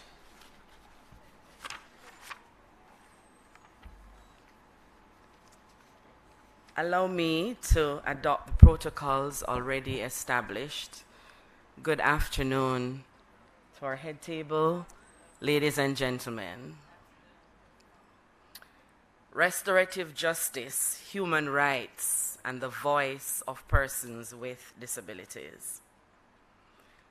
It is such a pleasure and a privilege to be part of this august body this morning into afternoon, to share the voice of persons with disabilities on this very important matter of restorative justice.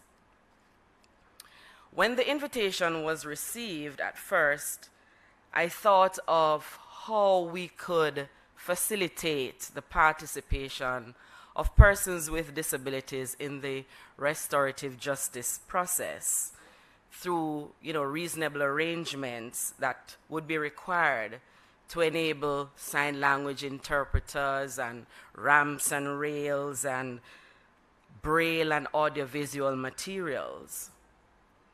But as I learned more about this concept and the practice of restorative justice, I believe that this is something that is urgently required in all areas of our society. As I drove to work this morning and as I drive daily, the principles of restorative justice are required to help us navigate the roads to getting to our varying destinations. So, because so many of us are wronged daily. I know that the Ministry of Justice may be focusing on the resolution of conflicts in addressing the crime problem that we face in Jamaica. But as I read and listened to learn more about restorative justice, there is such depth that could lead to the healing of our nation. And that brings such excitement that I almost wasn't sure where to start. But with the limited time provided me, I'll look at the process of restorative justice in upholding the human rights of persons with disabilities and the positive impact this could have on our society. So let me thank the Ministry of Justice for taking this path in leading our beautiful country towards Jamaica being this place of choice to live, work, raise families, do business, and as our minister said this morning, retire. And I'm sure he would say retire in peace.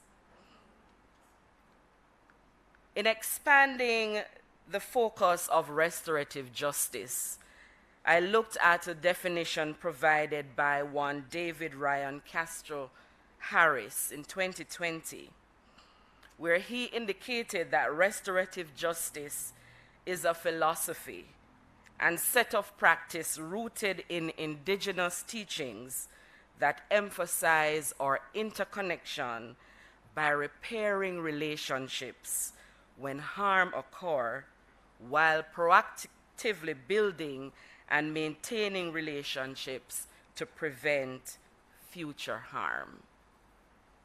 So, The restorative justice approach considers harm and repair, looking at who was harmed, who caused the harm, and what repair can be done. But of course, the approach must be held up by proactive restorative practices and rooted in restorative mindset and values. And the two values that will be interwoven in my presentation this morning are the values of equity and respect. So in this process, or in this place called Jamaica, who has been harmed? Persons with disabilities. That's my focus. Who are they? Persons with disabilities are persons, people, who have physical, intellectual, mental, or sensory impairment that may hinder their full and effective participation in society. What happened? In providing a situational analysis in some critical factors impacting the situation of persons with disabilities, this quotation from the long-time UN standard rules sums up the situation as it still applies in some areas. Ignorance, neglect, superstition, and fear are social factors that throughout the history of disability, have isolated persons with disabilities and delayed their development. So stigma, the negative attitudes of our society, the little value sometimes placed on our persons with disabilities, the discrimination that prevents our persons from participating fully in society, the systemic barriers leading to this inadequate participation, inequity, and lack of access are what are the things that have happened. So, now that this has happened, we're looking through history, we're looking in the present, and to prevent the continuation of these happening to persons with disabilities into the future, what needs must be met to make this right? First of all, is the recognition that we have a tool of restorative justice. And that tool is the Disabilities Act. And that tool says to us that we should recognize and accept, first of all, that a person with a disability has the same fundamental rights as any other person in Jamaica. Secondly, that a person with a disability has the freedom of choice and should be allowed their independence. Thirdly, that discrimination should be prevented and prohibited. And yes, fourthly, we may look or act differently than the typical person, but that difference is just part of the diversity of humanity. So in the process of restorative justice, if we accept these fundamental principles, we will begin to see persons with disabilities in a totally different light. So what do we need to do to make things right after accepting these principles? Pay attention to what the Disabilities Act says. So the Disabilities Act speaks to the fact that persons with disabilities have the right to education and training. And so it implores our principals or Ministry of Education to ensure that persons with disabilities can access or schools, not only by entering, but by providing the various services and materials and teaching and learning experiences that best suit the individual needs. And that reasonable arrangements should be made based on what is required. In terms of employment, after training, persons with disabilities should be provided that opportunity for that interview too when they apply, because they too have skills, abilities, and experiences to make the workplace that which it should be. In terms of adequate health care and facilities, we know that health care is critical to persons with disabilities, not only because, or not only the fact that persons or some disabilities carry with it health concerns, but the fact that as an individual, they too need to get the best care that is afforded to any other person in Jamaica. So they should be allowed, or they should be able to enter that building, that clinic, that hospital. So the appropriate ramps and rails and the widened doors and the bathroom doors and everything that is in that facility, including the individuals, maintaining that respect of the individual as a person should be what obtains. We live in a society that wasn't built to accommodate persons with disabilities. And so this tool of restorative justice is a tool that encourages us to ensure that our facilities, or buildings, or homes, or business places, or places of entertainment and culture, or places that we love to expose to our tourists, that persons with disabilities get that opportunity to participate, to go, to visit, to enjoy, because as we said, they too are people. And so my challenge and encouragement in the utilization of this tool of restorative justice expands on that which the Ministry of Justice is focusing on, and also to ensure that there is adequate transportation. Think about it, or bus system, or taxis.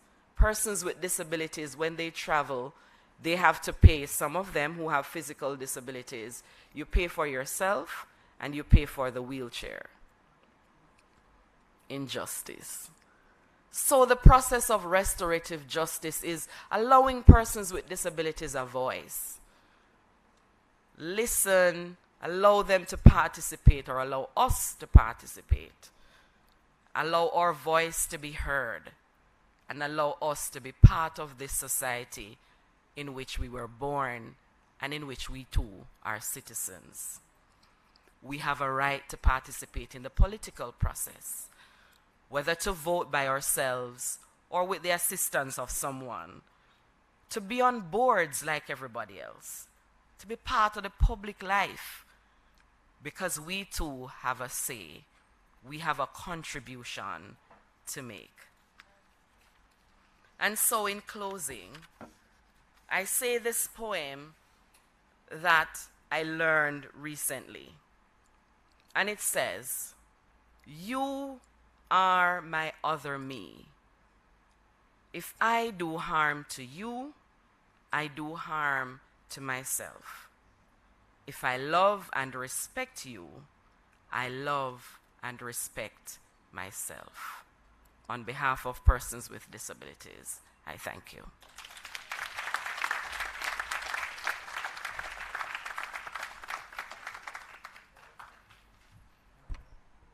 Thank you, Dr. Hendricks. In the process of healing, music can be therapeutic. In fact, one good thing about music is when it hits, you feel no pain. At this point, we invite the drummers from the Calabar High School to share with us.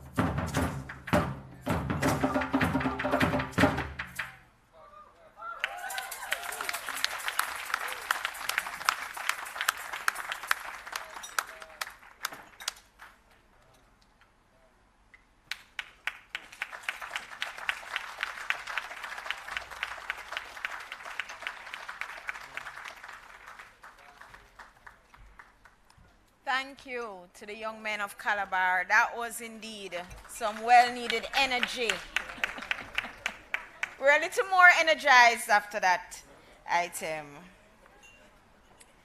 We now continue with our presentations.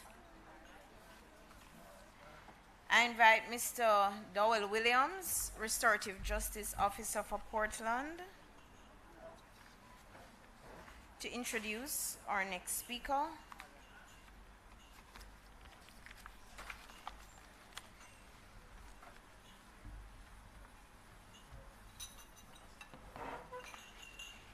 Members of the head table, special invited guests, MOJ staff, colleagues, good afternoon to you all.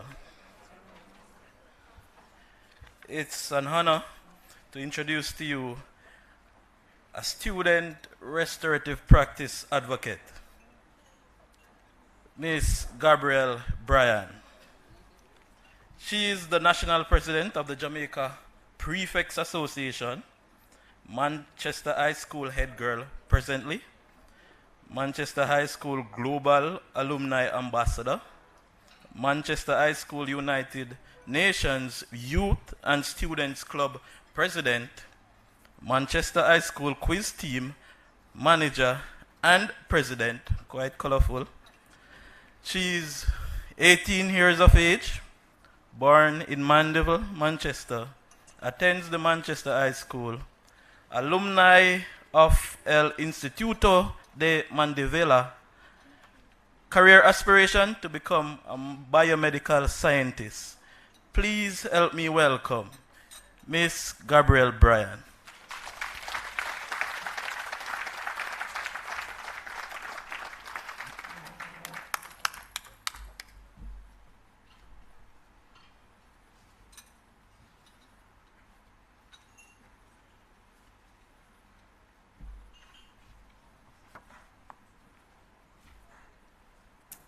Moderator, Ms. Kayla Sewell Mills, Minister of Justice, the Honorable Delroy Chuck, members, ladies and gentlemen, members of the Ministry of Justice, partners, stakeholders, students, good morning. This morning I come to you as the president for the Jamaica Prefects Association. Let me say it is truly a pleasure to be here this morning and to have been invited to speak. The Jamaica Prefects Association is an umbrella for prefectures, namely head prefects and prefects across the island.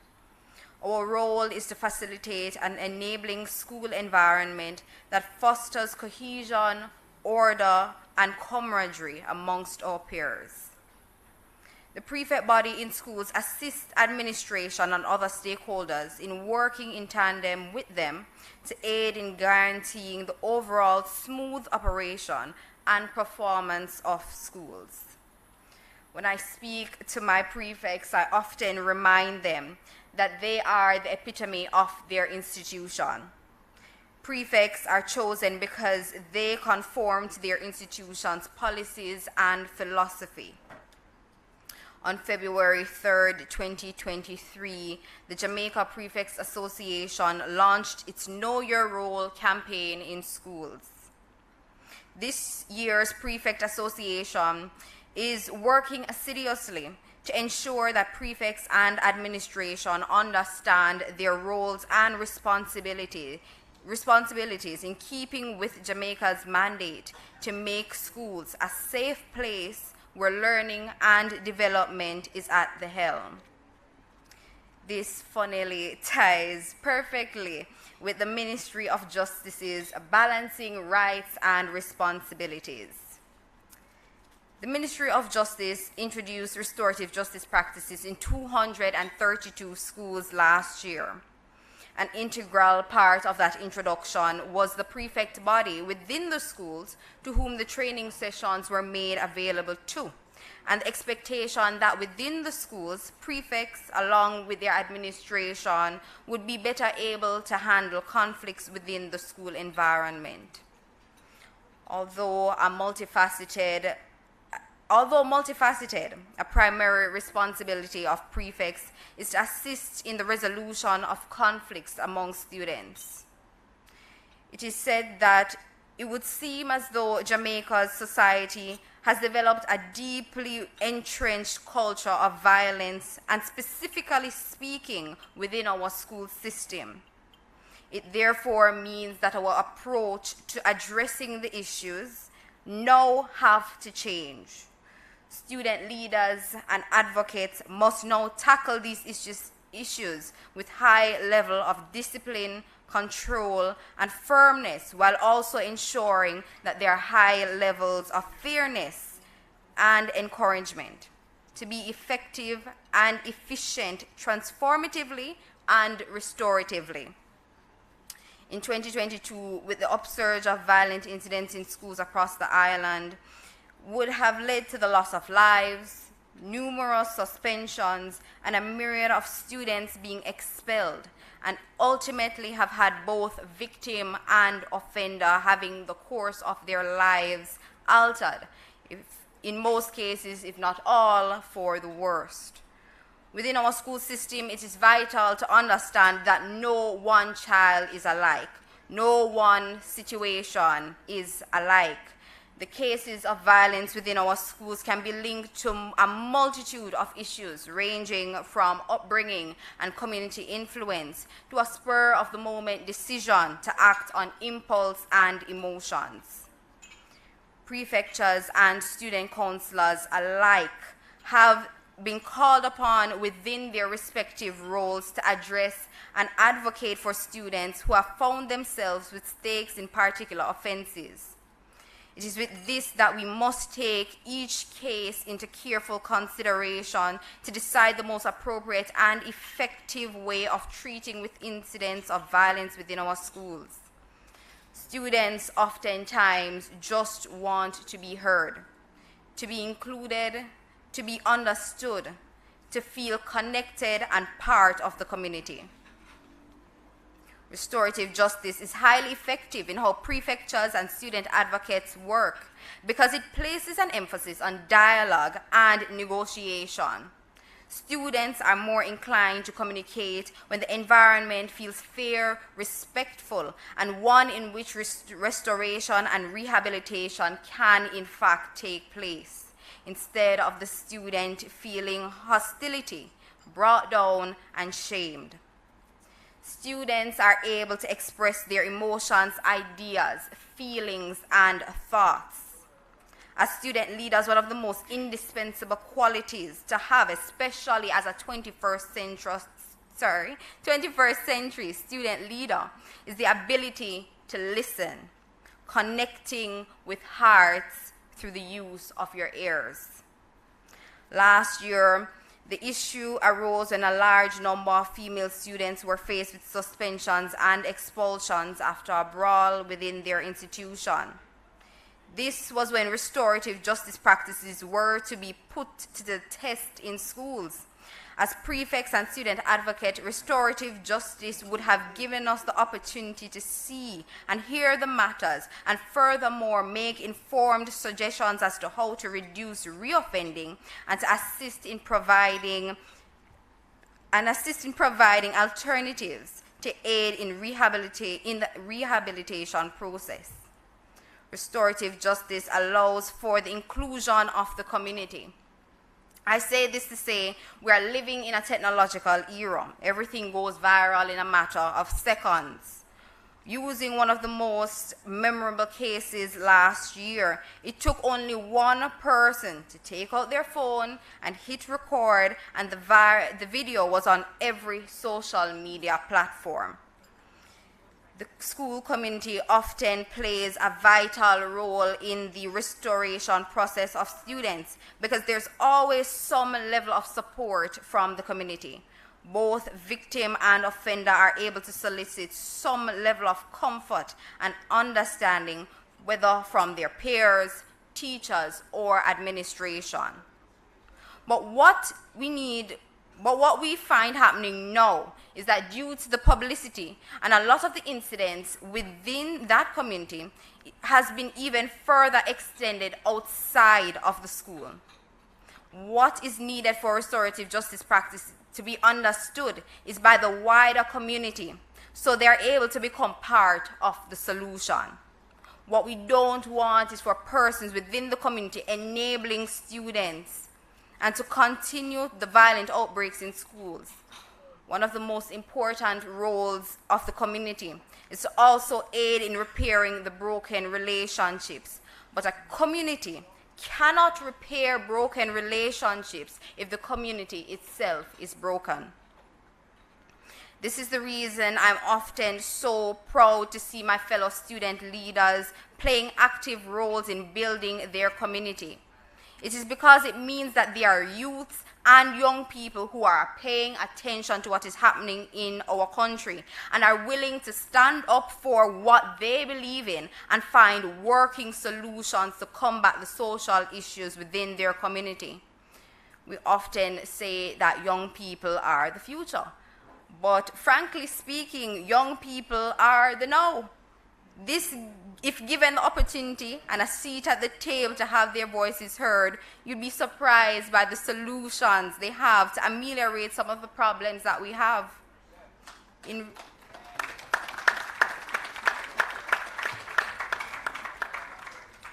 redefining the restorative justice practices to tackle the instances of violence within our schools, it is imperative that the encompassing of the student-led organizations, such as the Jamaica Prefects Association, is set up, in aligning our missions of fostering honesty, openness, trust, and tolerance towards each other. Restorative justice requires unity through service, professionalism, integrity, respect, innovation, and teamwork to ensure students are seen and heard. Thank you.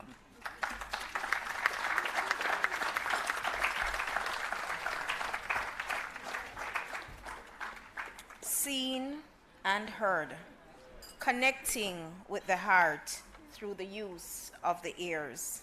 Thank you, Gabrielle. Ms. Tashana Smith, Restorative Justice Officer for Hanover, will now introduce our next presenter, a valued member of the Ministry of Justice First Class Justice Team, like our RJ officers, who is doing remarkable work in the area of ADR. Ms. Smith.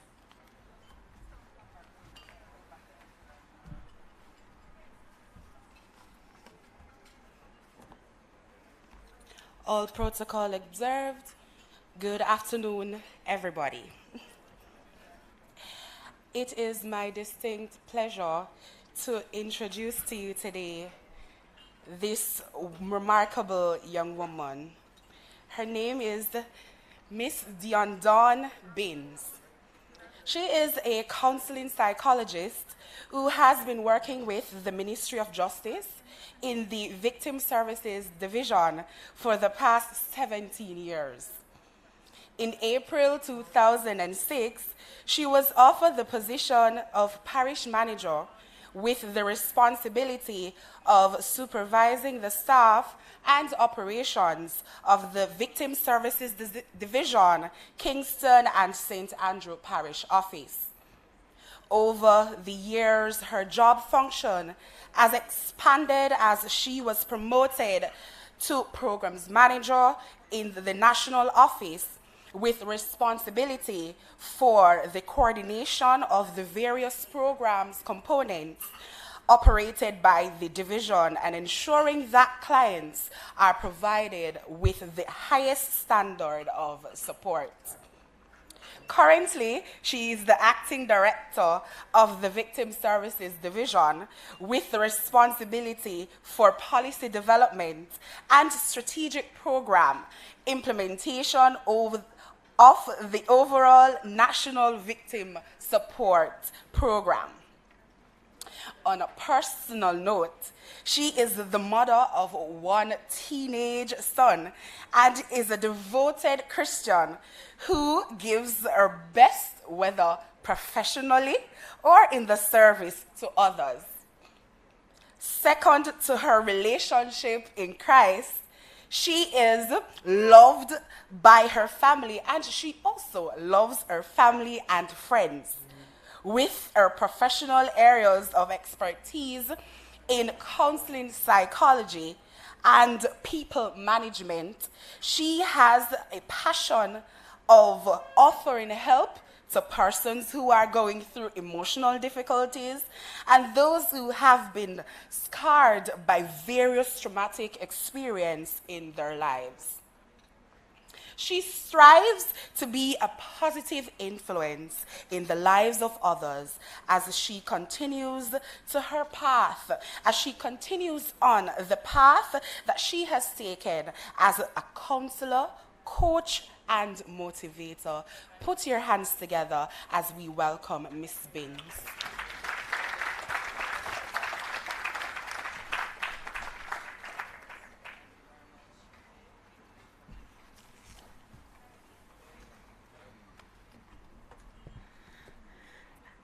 Allow me to adopt the protocols that have been observed, but I acknowledge the members of the head table, custodies, and other distinguished persons here today. Good morning, everyone.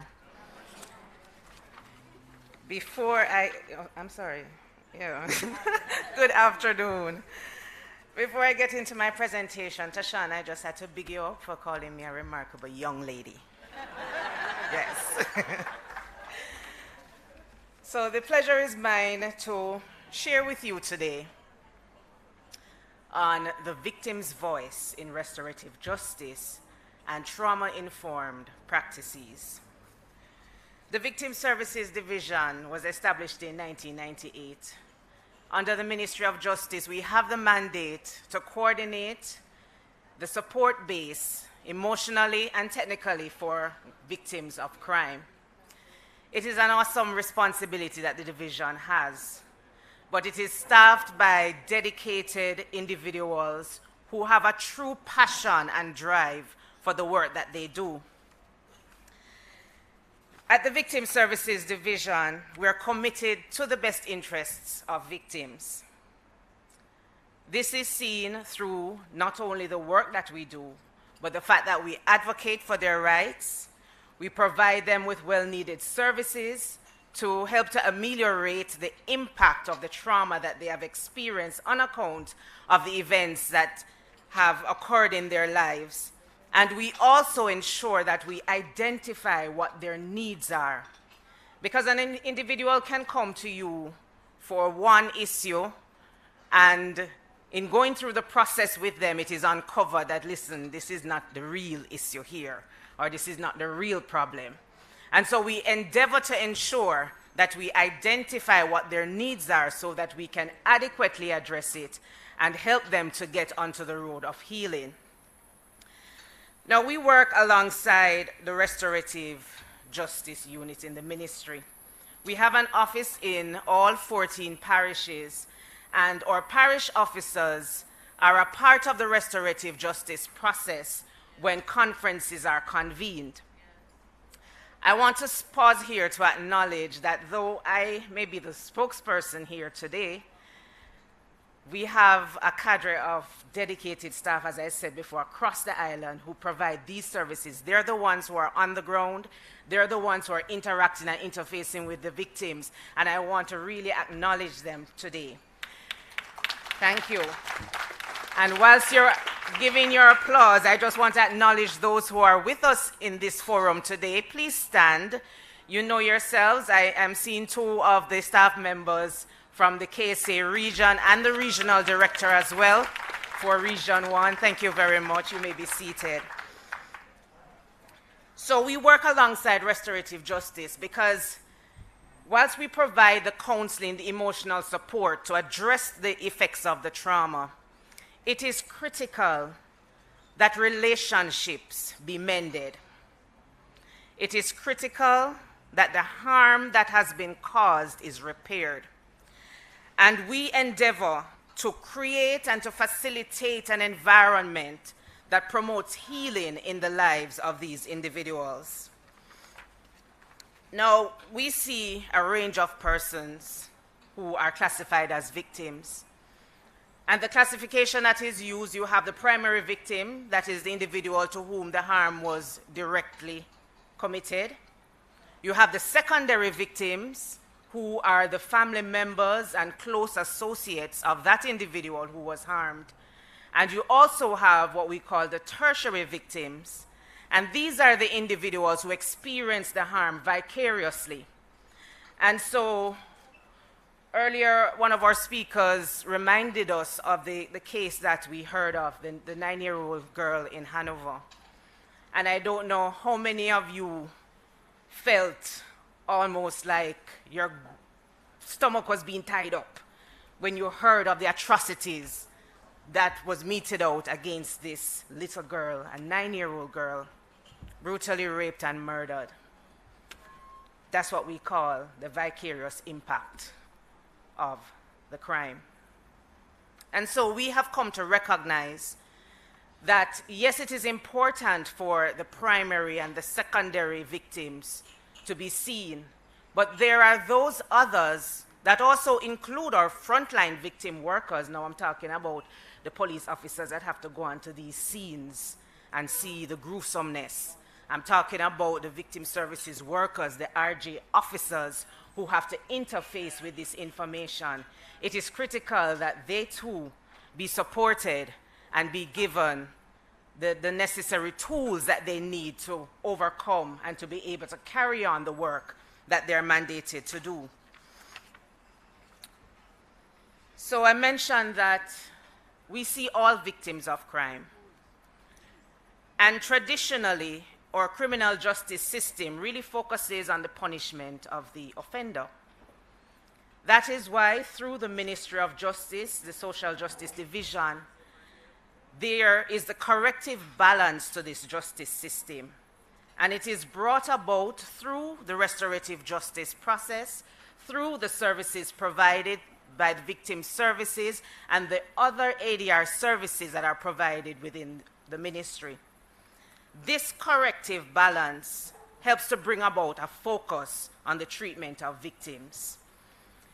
In this way, victims are empowered, they're given a voice.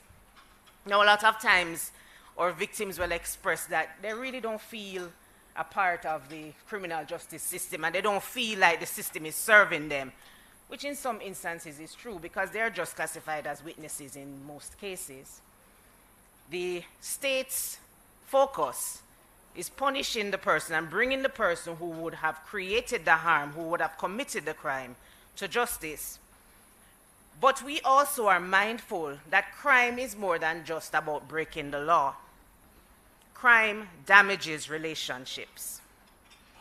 It causes harm to the victims, it causes harm to the wider community, and even causes harm to the offenders. Hence the reason why restorative justice is a critical need in our society today, and we've been hearing it all day. Yeah, we've been hearing it, all of our speakers have been endorsing this process. So when we look at the impact of crime, when we look at the trauma that an individual is faced with, we know that it is critical for them to be brought through a process to get to the other side of the pain. We want them to be brought through a process to get to that point of healing where they can now function as closely as possible to what their lives were before the incident. If this does not occur, then we run the risk of them developing more serious mental disorders or functional disorders and not being able to function in society as they ought to. In light of this, we ensure that through the victim services, we provide the relevant counseling, emotional support, court support, and other technical services using a comprehensive trauma-informed care approach. And this approach really focuses on the fact that trauma is the result. Trauma, which is the emotional response of these individuals, is the result of the act that has been committed. And so we need to deal with this trauma that the person is faced with. Also, through restorative justice, that, as I mentioned, seeks to repair the harm, restore relationships, and create healing for all the parties that are involved. So this comprehensive integrated team response that is coming from Team Justice is a partnership of ongoing linkages, and we endeavor to ensure that both government and non-government organizations become a part of this process, ensuring that we widen the support base for crime victims, helping them to have an even louder voice in the process. So we talk about giving the victim a voice. I mentioned that a lot of them don't feel like the traditional criminal justice system helps them. So through RJ, they're given the opportunity to meet with the offender that committed the crime against them. And in this forum, they have the support of community members, some of which were also affected by the incident, and some who are there to provide support. And many of the times we see that our own victim services officers and managers are a part of this forum because they provide the emotional support that may be necessary, because you can imagine that this process is not an easy one. Coming face to face with a person who has hurt you in such a damaging way is not easy. It takes a lot of preparation, and it takes a lot of having the right resources to be able to really go through the process successfully. And so the victim is given a voice, which gives them a chance to explain to the offender how the crime really affected them, the impact of the crime. It gives them a chance to have some of their questions answered. It gives them an opportunity to move on, which then helps them to cope and to recover. And in many instances, they're able to receive an apology from the person who has hurt them. And so I'm going to close my presentation this morning as we circle back to the theme for today, Stories of Restoration, focusing on the victim's voice.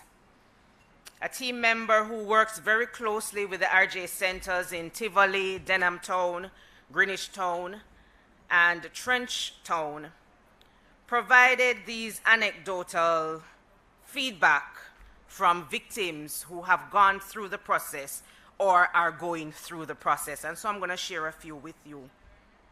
One person shared, "The process allowed me to feel a sense of relief and empowerment. Being able to share with the person who hurt me how much pain he caused me emotionally, mentally, physically, and financially." Another person shared, "I feel like justice has been served, and I didn't have to go through a long court process." Another one, "Most of all, I appreciate the support I have received from my counselor and from the community members." Another shared, "All I wanted was an apology from him, and this process allowed me to receive it. I am satisfied." Finally, another shared, "I now have a better understanding of how the conflict started, and I have also learned through this process what I should do to prevent something like this from happening again." Ladies and gentlemen, the victim's voice. Thank you for listening.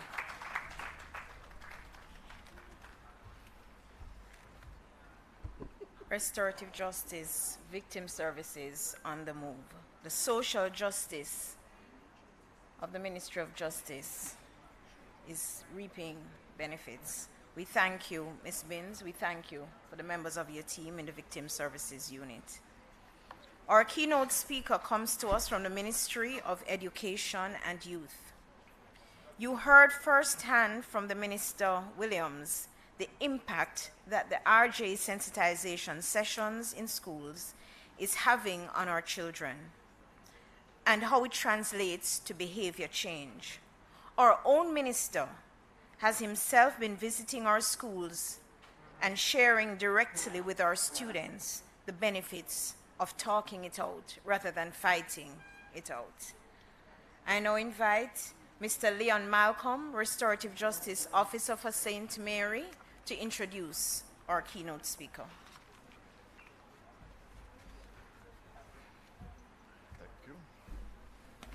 Lively up yourself. All right, folks, it's almost lunchtime. As I adopt the already established protocol, good afternoon, everyone. The name is Leon Malcolm. I am tasked today with the esteemed pleasure of introducing our guest speaker, Mr. Richard Paul Troop. He is a graduate of the St. George's College and the University of West Indies, Jamaica. Mr. Troop is a passionate and dedicated child and youth development advocate with 30 years' experience working with at-risk youth, families from volatile communities.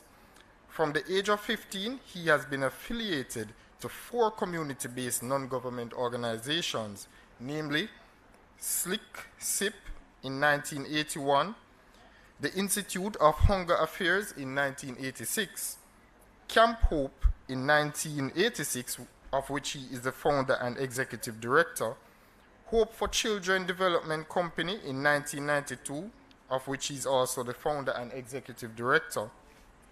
Prior to joining the public sector, Mr. Troop has served on a number of community-based and national boards, including the St. Andrew Primary School, the Early Childhood Commission, Parenting Partners of the Caribbean, the Environmental Foundation of Jamaica, and the Inter-American Development Bank's Civil Society Group. He was also a talk show host on Roots 96.1 FM. Mr. Troop has received several commendations and awards for his service to urban inner city communities in Kingston and St. Andrew.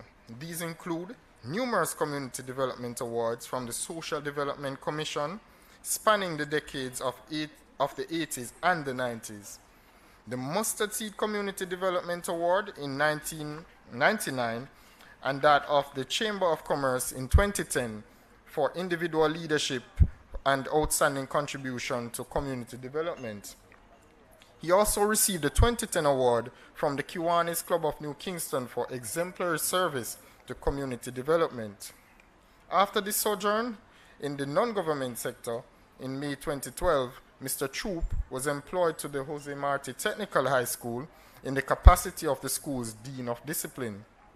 On February 1st, 2015, he was seconded from Jose Marti Technical to the Ministry of Education as the Educational Social Worker for Region 1. As of September 1, 2016, Mr. Troop has been seconded to the Ministry of Education, Youth and Information, Region 1, to the MOE's Safety and Security in Schools Unit. Since February 1, 2019, Mr. Troop has assumed the position of Acting Director, Safety and Security in Schools Unit. Mr. Troop currently serves as the Ministry's representative on the Board of Punctuality Program, National Commission on Violence Prevention, the Intersectorial Committee on Children and Violence, the Ministry's Child Trafficking Prevention Steering Committee, the National Child Online Committee as well. So Mr. Troop has been married to Miss Kassan Troop for the past 24 years. The union has produced 2 beautiful children, Jahil Troop, who is age 19, and Jalia Troop, age 16. Please give me a round of applause for Mr. Troop.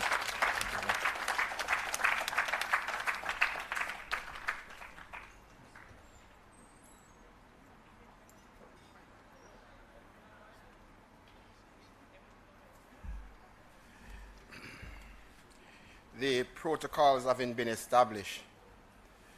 Good afternoon, everyone. You might wonder why I took the long way around. So when I came earlier, I had to scan out the environment. I wanted to see where I was sitting at the head table. I wanted to see the path to the podium, and I know, given particular size, it would not have been easy, so I chose to walk around. Yeah. 24 years of marriage, for me, is the most important decision I've made in my life.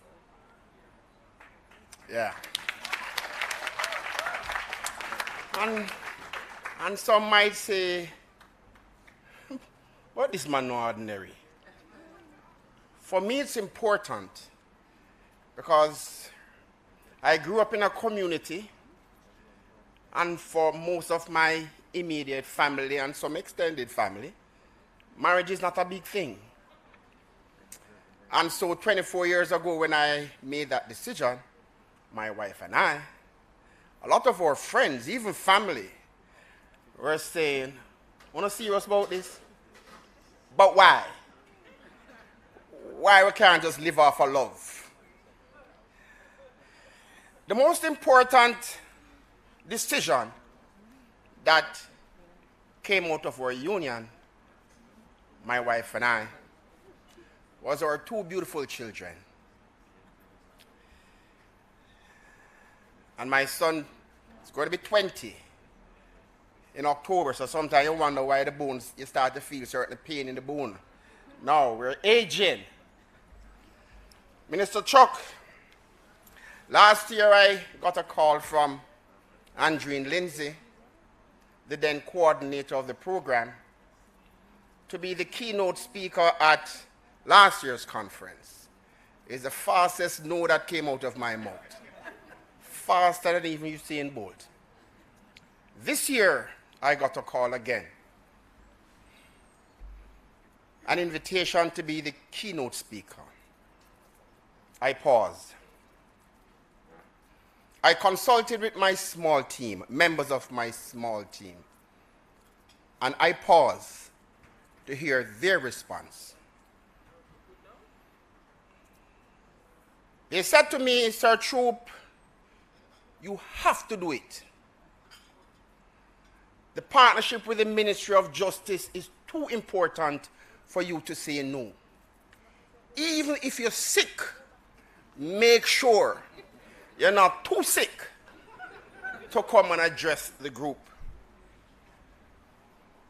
And I yielded, and I'm here today.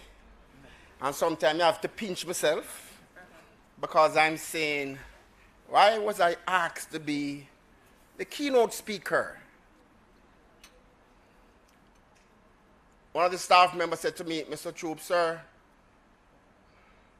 just tell our story. That is good enough. Everybody is telling a story. Tell our story."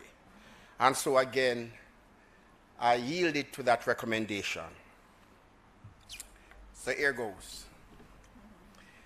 For the past 14 years, the Ministry of Education and Youth, and no doubt many well-thinking Jamaicans, have noted the invaluable contribution of restorative justice as a process to engender a culture of social responsibility for healing and transformation. Our ministry, the Ministry of Education, we were extremely grateful that this year's Restorative Justice Week activities included a day, Tuesday, February the 7th, that was committed exclusively to a targeted group of students from the Kingston Technical High School, as they participated in a restorative practice intervention session at the Hope Botanical Garden and Zoo. It was indeed a very beautiful day for us as adults, but even a more super special day for the children who were involved. Some cried because of the lingering painful memories associated with the fatal stabbing of their classmate. But throughout the day, they thoroughly enjoyed themselves, being in the company of not one but two honorable ministers, enjoying the therapeutic value of the Hope Botanical Garden, the tour of the zoo, and riding on the train. No doubt, the positive memories associated with the activity will serve as a source of comfort, inspiration, and hope for the students to overcome future challenges, because they will have future challenges. The students know, however, that they will never be alone. Persons familiar with the development and growing interest and use of restorative justice in Jamaica must know that one of the most important pillars of its success is the contribution of Minister Delroy Chuck.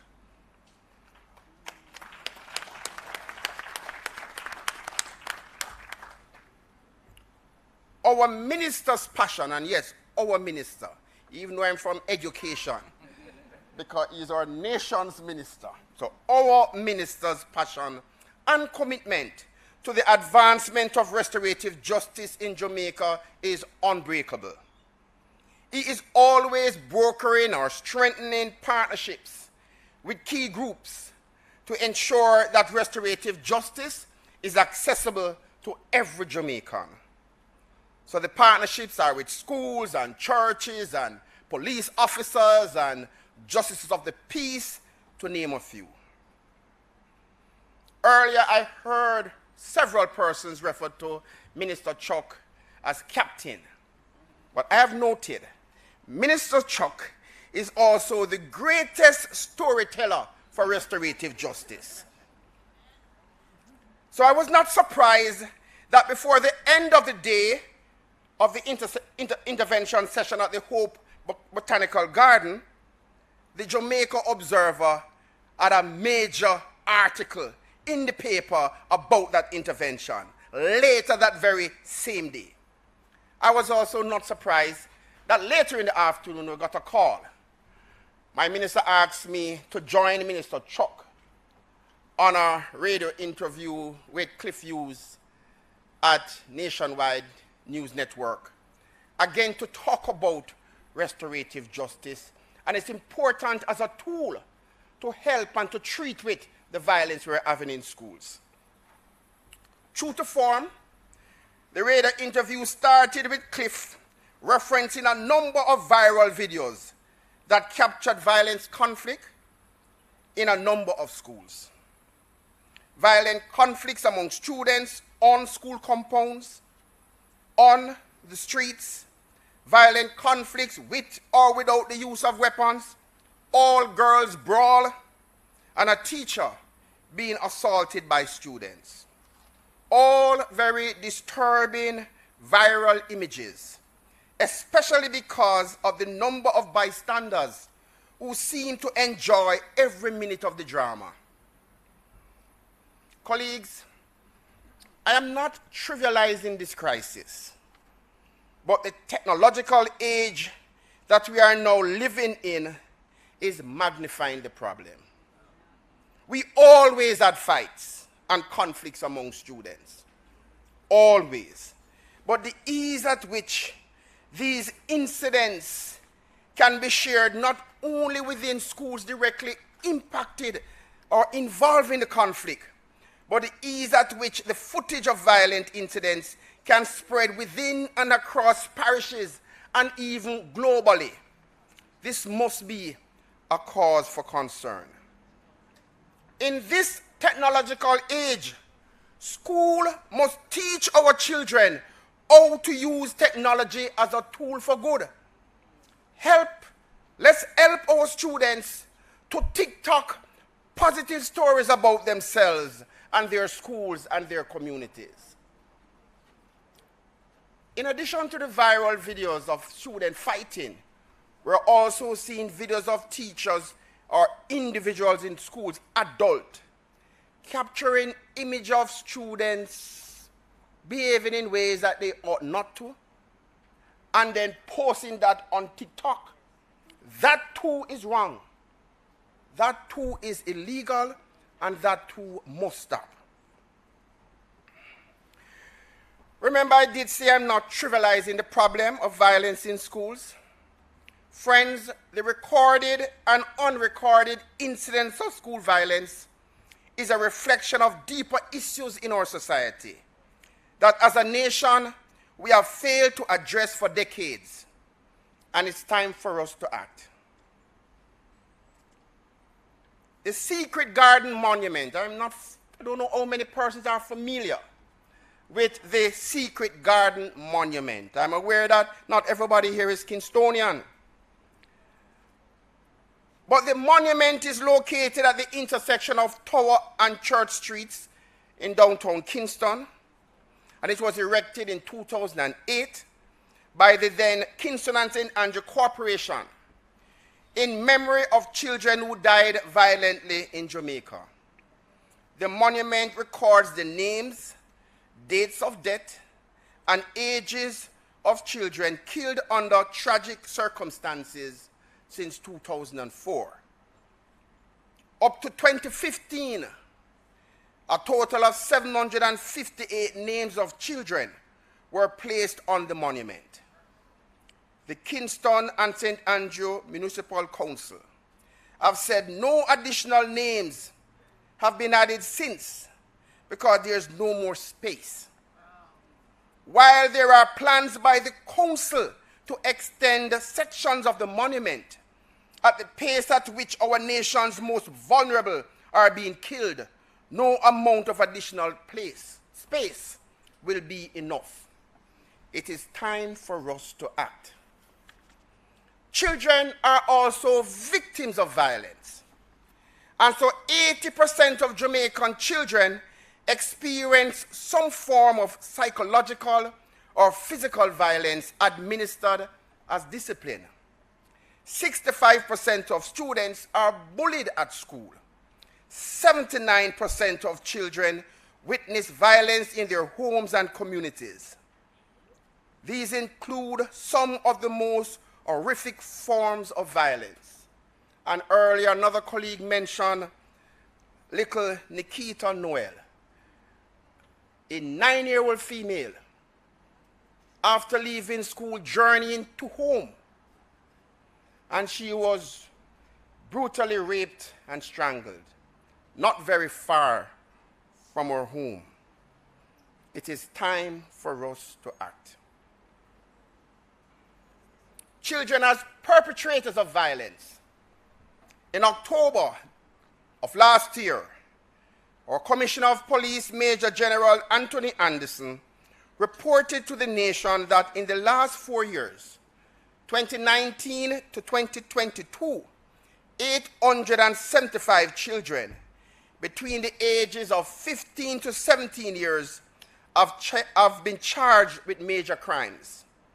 The breakdown of the charges include 79 for murder, 66 shootings charges, 175 charged for rape, 175 for break-in, 89 cases of robbery, 65 cases of assault, a whopping 256 cases for breaches of the Firearms Act.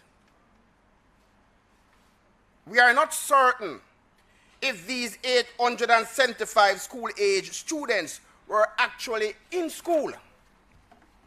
How many of these students were excluded from school because they were either suspended or expelled? How many of these students were excluded because their parents or guardians have failed to ensure they were enrolled or engaged in school? How many of these children were excluded because the village had failed them? Because we see them in the community when they should be in school, but because they are not our own children, we choose not to care, not to act in their best interests. Colleagues have tried to make the point that the violence we are seeing in our schools, the fights, the proliferation of weapons, and in some cases, violent conflicts that have resulted in students killed or others incarcerated for violent crimes, including murder. It is a reflection of the adverse childhood experiences of our nation's children in their homes and their communities. The Ministry of Education's effort to address violence in schools cannot be successful without addressing the root causes and incidents of violence in our homes, communities, and society.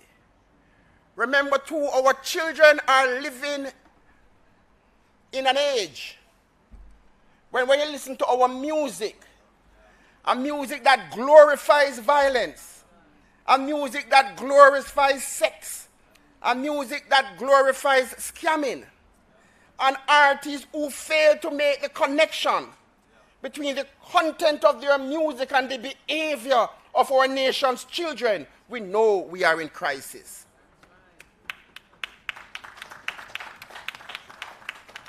When we have a transportation system for decades that continues to fester this culture of indiscipline, you know we have a crisis. So as a ministry, despite this reality, the Ministry of Education and Youth is committed to work collaboratively with stakeholders in the education system. Our school boards, our principals, our middle managers, our educators, our parents, our students. And Brian would not forgive me if I did not say student leaders. Yeah. To do our part to reduce the incidence of violence in school. The ministry has selected the completion of the Safe Schools policy, learning and working in a secure and safe environment, as one of its Jamaica Legacy 60 legacy projects. A policy that will give greater attention to student behavior, emphasis on early intervention strategies, abolition of corporal punishment, promotion of positive approaches to discipline, improved home, school, and community relationships, and finally, greater parent involvement. On October 19th of last year, our Honorable Minister Favour Williams has sent a very clear signal to the nation when she launched the ministry's year-long End Violence in Schools campaign under the tagline, Just Meds It. The ministry has already aligned key interventions to support its End Violence in Schools campaign. In the first 6 months, we have supported the administration of a Safe School policy survey to determine student and teachers' perception of safety at school as they journey to school. We are strengthening the psychosocial intervention programs in all public schools, guided by the ministry's National Psychosocial Plan. We have partnered with the Community Safety and Security Branch and CTOC of the Jamaica Constabulary Force to support the ministry's anti-gang week activities, and there is also a plan to do a series of capacity development training for our deans of discipline, and the expansion of uniform groups in schools, including our police youth clubs, ACP Shand. We're coordinating the ministry's interministerial 34-school strategy to improve the educational outcomes of over 25,000 students enrolled in 34 primary and high schools located within the zones of special operation. And perhaps one of our most important work and partnership is a partnership we have established, we have expanded with the Ministry of Justice to provide restorative practices training to over 5,000 students, educators, and parents from over 200 targeted primary and high school as a tool to better manage conflict situations at school and within their homes. The Ministry of Education and Youth has embraced restorative justice because it works. Colleagues, we cannot continue to respond to violent conflicts by only issuing suspensions and expulsions. We have to equip our students with anger management and problem-solving skills. With the use, you'd never believe I needed my glasses. Perhaps it's the best time to put it down because we're talking RJ way now, right? With the use of restorative justice, students who are victims must be allowed to express their feelings and ask questions. They must have their experience, feelings, concerns, and suffering acknowledged. They must develop some understanding of the offender's motivation for committing the offense. They must say how the harm done by the incident might be repaired. For the offenders, these students, Brian, they must take responsibility for their actions in a safe environment. They must be an active participant in determining how they may begin to repair the harm done. They must hear firsthand how their behavior have affected others and the school community. And finally, they must ask for help with problems that may have contributed to their wrongdoing. For the upcoming 2023-2024 academic year, the Ministry of Justice and the Ministry of Education are committed to engage an additional 15,000 students, parents, and educators from 500 schools in the Restorative Practices Training Program. 15,000 persons will be engaged. The current MOU, signed by the two ministries on May 3rd, 2022, will be amended, to hear this one now, it will be amended to include the mandatory referral of students involved in conflicts to the Restorative Justice Center during the period of their suspensions for intervention. And this will be a condition for their return to school. The parents of the students involved and other key stakeholders will also participate in the proposed intervention. Minister Chuck, colleagues, there are too many things that are right about Jamaica and our education system for us to lose hope. There are currently 411,000 students enrolled in 1,010 public, primary, secondary, and high schools. Primary, infant primary, and secondary schools. The very disturbing incidents of violence should not be the only story we share about our schools or our nation's children. The uncomfortable truth is that if we do not find a way to acknowledge, celebrate, and incentivize the actions of our students that we are proud of, the current narrative will only seek to magnify and reinforce a sense of hopelessness and despair for and among our student population. Let us begin to tell our stories. The creative talents of our students, their academic achievements, their world-class performances in every sporting discipline, the institutions with very limited resources but managed by individuals with a vision, a big heart, and a never-say-die attitude, who have created and sustained products that are the envy of the world. ISA Boys and Girls Champs, Manning Cup and the Costa Cup, JCDC, Schools Challenge Quiz, 4-H to name a few. While our social agencies are under-resourced.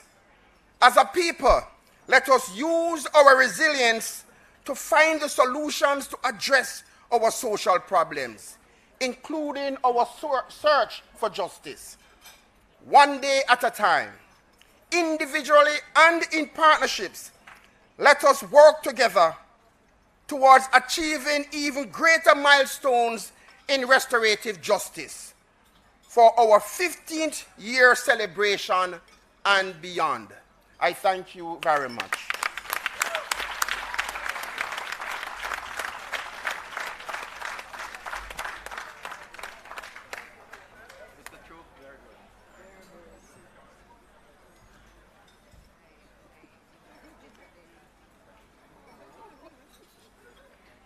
Thank you, Mr. Richard Troop. Let us continue to tell our stories. Restorative justice works. Right, Missy Banks? Restorative justice works. We will now break for about an hour, just to allow you to enjoy your meal.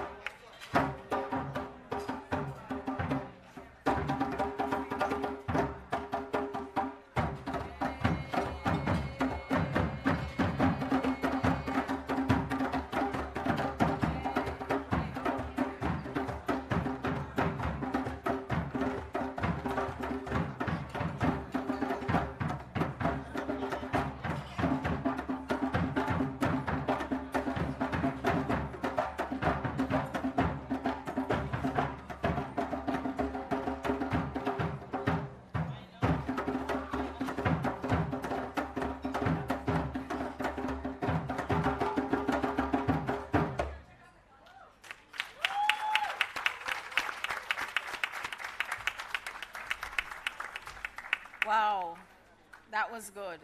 Calabar on the move. Restorative justice on the move. And as Miss Lou would say, why is that clapping so fenke fenke? Can we have another hand for the young men in the house? Thank you, Calabar High School. Thank you, drummers.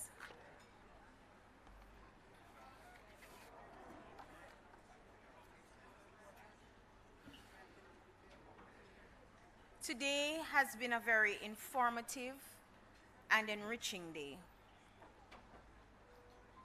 I think the Ministry of Justice is doing excellent work in bringing justice to the people of Jamaica.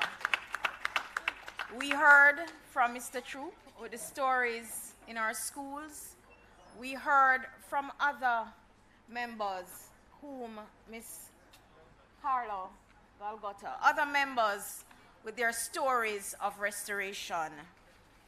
Indeed, we are finding another way. Jamaica is learning about another way. If you want peace, you must work for justice.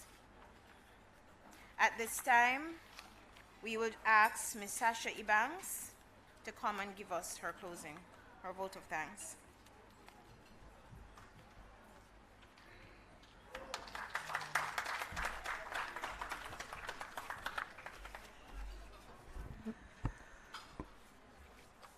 Thank you so much, CTD.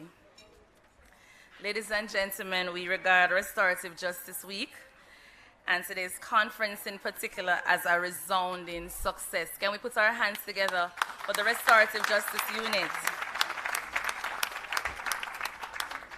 I believe our week of celebration has been authentically restorative. I'd like to use this opportunity just to invite all the staff of the Restorative Justice Unit and the Restorative Justice Facilitators who are here to stand and be acknowledged. Please stand, ladies and gentlemen, staff of the Restorative Justice Unit, and if you are a Restorative Justice Facilitator, we want to just put our hands together for these persons. They're in the communities, they're in the parishes. These are the persons who are doing the work of restorative justice. Could you keep the applause going, ladies and gentlemen? Thank you, staff. Thank you, Restorative Justice Facilitators. We are grateful to you. I believe throughout this week, we are true to who we are as restorative justice practitioners. We created an atmosphere for meaningful encounters. We highlighted the value of repairing harm and restoring relationships. We witnessed transformation on Tuesday as we took the students to Hope Gardens and then transition to Hope Zoo for them just to be, in that setting. One student said she had the time of her life, that she had never had a time like that. And I'm hoping that you'll have that testimony today as you came to this conference, that you had the time of your life. If you did, could you put your hands together? Awesome. So in moving the votes of thanks, I wish to thank, not just for today's conference, but for Restorative Justice Week in general, His Excellency, the Most Honorable Sir Patrick Allen, Governor General of Jamaica, on whose proclamation Restorative Justice Week is celebrated annually in the first week of February. I wish to thank our honorable custodies whose support has been tremendous. Can we put our hands together for our custodies? The captain of the ship, he has gone on to do other ministerial work at the cabinet today. And so we want to, in his absence, acknowledge our Honorable Minister, Delroy Chuck, for his zeal, his passion, his determination, the fire that's inside of him that seems to be burning inside all of our bellies. I also wish to thank our Permanent Secretary for her dedication and her hard work, her commitment to this program. Our Permanent Secretary, Mrs. Grace and Stuart McFarlane, stands with the RJ unit.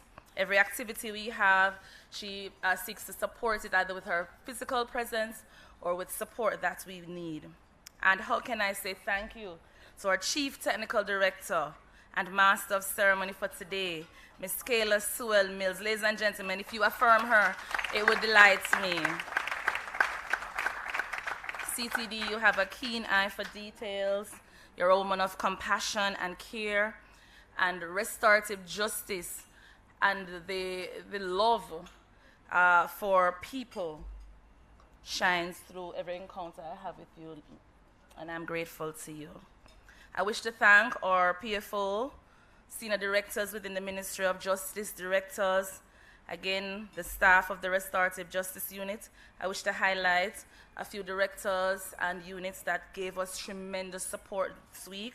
Director and team of the Victim Services Division, Miss Stephanie Bailey and team. Please, if you just affirm these persons, they're here, some of them. Miss Brennan and her team, Miss Rennie and team, Miss Palmer from the PR units and team. Dacia, thank you very much. Mr. Thomas and team, Mr. Thomas in transportation, again, the dedicated staff of the Restorative Justice Unit and our facilitators, our external partners, particularly those from the Ministry of Education and Youth, our Justices of the Peace, all presenters and participants today, Calabar High School, C-Bar! Yes! I wish to thank the media, JIS. You have done a wonderful and fantastic job, and we thank you for yesterday and today. Let us put our hands together for JIS and for the scrumptious meal and the wonderful ambience. I wish to thank the management and staff of the Terranova All Suites Hotel. Ladies and gentlemen, participants, this week and today's conference would not have been the same without you. And we are grateful. Can you just turn to your neighbor in a good old-fashioned church style and say, thank you for being here? Tell the one on your right as well, thank you for being here. And it's reggae month, so I'm going to draw a tune from Miss Lou. What good?